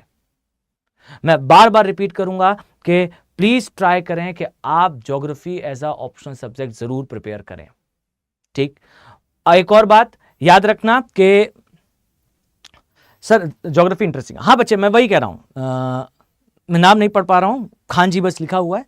तो बच्चे मैं यही कह रहा हूं कि ज्योग्राफी एक बहुत इंटरेस्टिंग सब्जेक्ट है, बस इसे प्रिपेयर करें, मतलब इसे तैयार करें तो आपको इसका अच्छा आउटकम मिलेगा। ठीक है, तो शालिनी जी आप एक काम करें, सभी बच्चे जो भी कोई जानकारी चाहते हैं, एक तो इस पूरे लेक्चर की पीडीएफ अगर आप चाहते हो तो आप पीडीएफ डाउनलोड कर लो इस टेलीग्राम चैनल से। शालिनी बच्चे आप जो है मुझे डायरेक्टली इस टेलीग्राम चैनल पर मैसेज कर दीजिए, अभिनव बोहरे ज्योग्राफी। आपको यहाँ पर भाई फ्री में ही, मैं क्यों ही चार्ज लूंगा आपसे, आपको पीडीएफ मिल जाएगा। और सेकेंडली आपको कोई भी असिस्टेंस चाहिए होगा, मैं आपको असिस्टेंस भी दे दूंगा। ठीक, यहाँ जो बैच है मैं बता दूं, ज्योग्राफी ऑप्शनल का बैच बेसिकली स्टार्ट हो चुका है, क्लासेस उसमें चल रही हैं, और ये बैच जो है वो आपको आपके लिए एडमिशन के लिए ओपन है। इसमें एडमिशन जो है इस माह की 25 तारीख तक ही होगा, इसके पश्चात एडमिशन नहीं होंगे। ठीक है, डन। तो इसमें आपको जो है वो एडमिशन मिल जाएगा 25 तारीख के बैच में, फरवरी का ये बैच है। ठीक, डन।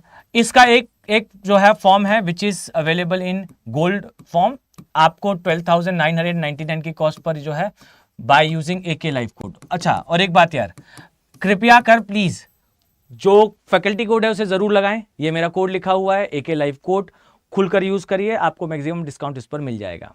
ठीक है, जो भी कोर्सेज परचेस करते हैं स्टडी IQ के, just put AK live code, इस कोड को यूज करते हुए ही आपको कोर्सेज को ज्वाइन करना है। पहली चीज तो ये जान लो, चाहे वो संपूर्ण बैच हो, चाहे ऑप्शनल का बैच हो, चाहे किसी भी बैच में आप एनरोल कर रहे हो, तो AK लाइव कोड यूज करिए और तभी आपको ज्वाइन करना है, पहली चीज। और दूसरी चीज, अगर आप ये बैच जो है ये गोल्ड बैच है, अगर आप चाहते हो आप मेंटरशिप के साथ,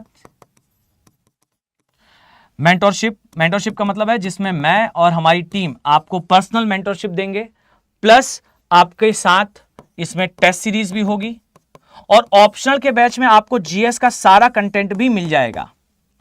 उस बैच में अगर आप ज्वाइन होना चाहते हो तो ये गोल्ड बैच है और वो बैच है प्लेटिनम बैच। वो आपको अभी अगर आप ज्वाइन करते हो, ऐसे तो कॉस्ट शायद जो है रफली अराउंड 20,000 के आसपास होगा, लेकिन अभी ज्वाइन करते हैं तो वो आपको 18,999 में देखने को मिल जाएगा। सो कोशिश करिएगा कि आप ध्यान से ऑप्शनल के बैचेस को एटलीस्ट जरूर जो है वो एक्सप्लोर करें, अदरवाइज फाइन, अदरवाइज आपको फिर एक समय पर ये फील जरूर होगा कि यार प्री ही नहीं निकल रहा इसलिए जर्नी ही छोड़ दी। तो ये उसका मूल मंत्र है। This is a very famous thing कि आप इसे जरूर ट्राई, मतलब this is a very famous thing कि ऑप्शनल सब्जेक्ट पढ़ने पर, ज्योग्राफी ऑप्शनल सब्जेक्ट पढ़ने पर आपके प्री की प्रोबेबिलिटी तो ये बढ़ा ही देता है। और हमारे माध्यम का तो ये जो है वो सबसे बड़ी समस्या है कि हम बस यहीं ही गायब हो जाते हैं। और मुझे समझ में नहीं आता कि बच्चा इस ऑप्शनल को क्यों ठीक से नहीं तैयार करता या सिलेक्ट नहीं करता। कोई एक भी रीजन नहीं है ऐसा, बट ठीक है, ठीक।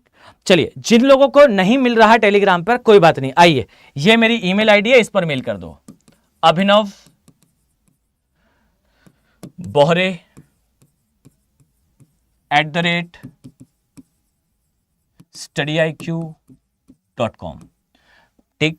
इस पर मेल कर दीजिए, अपना नाम लिख दीजिएगा और ऊपर लिख दीजिएगा कि सब्जेक्ट में कि आप जो है वो किस कार्य के लिए मैसेज कर रहे हैं, ठीक है। तो मुझे पता रहे कि आपने सब्जेक्ट में लिख देना कि सर ये काम है, तो मैं उसे प्रायोरिटी में देखकर आपको रिप्लाई कर दूंगा, ठीक है। डन, ठीक है। चलिए, तो अब इसके बाद, हाँ पूनम जी बिल्कुल आप आइए, आई विल हेल्प यू, बिल्कुल बिल्कुल, ठीक है। पीडीएफ यहां मिल जाएगी टेलीग्राम चैनल पर, ये टेलीग्राम चैनल लिखा हुआ है। बार बार पूछते हो बच्चों सेम ही बात, आप लोग लगता है ध्यान से सुनते नहीं हो। पीडीएफ यहां से डाउनलोड कर लीजिएगा। चलिए, इसके बाद नेक्स्ट क्लास मिलते हैं सेम टाइम पर 5 बजे डेली क्लास होगी। तो अपने स्वास्थ्य का विशेष ध्यान रखो, स्वस्थ रहो, मस्त रहो, take a very good care of your self.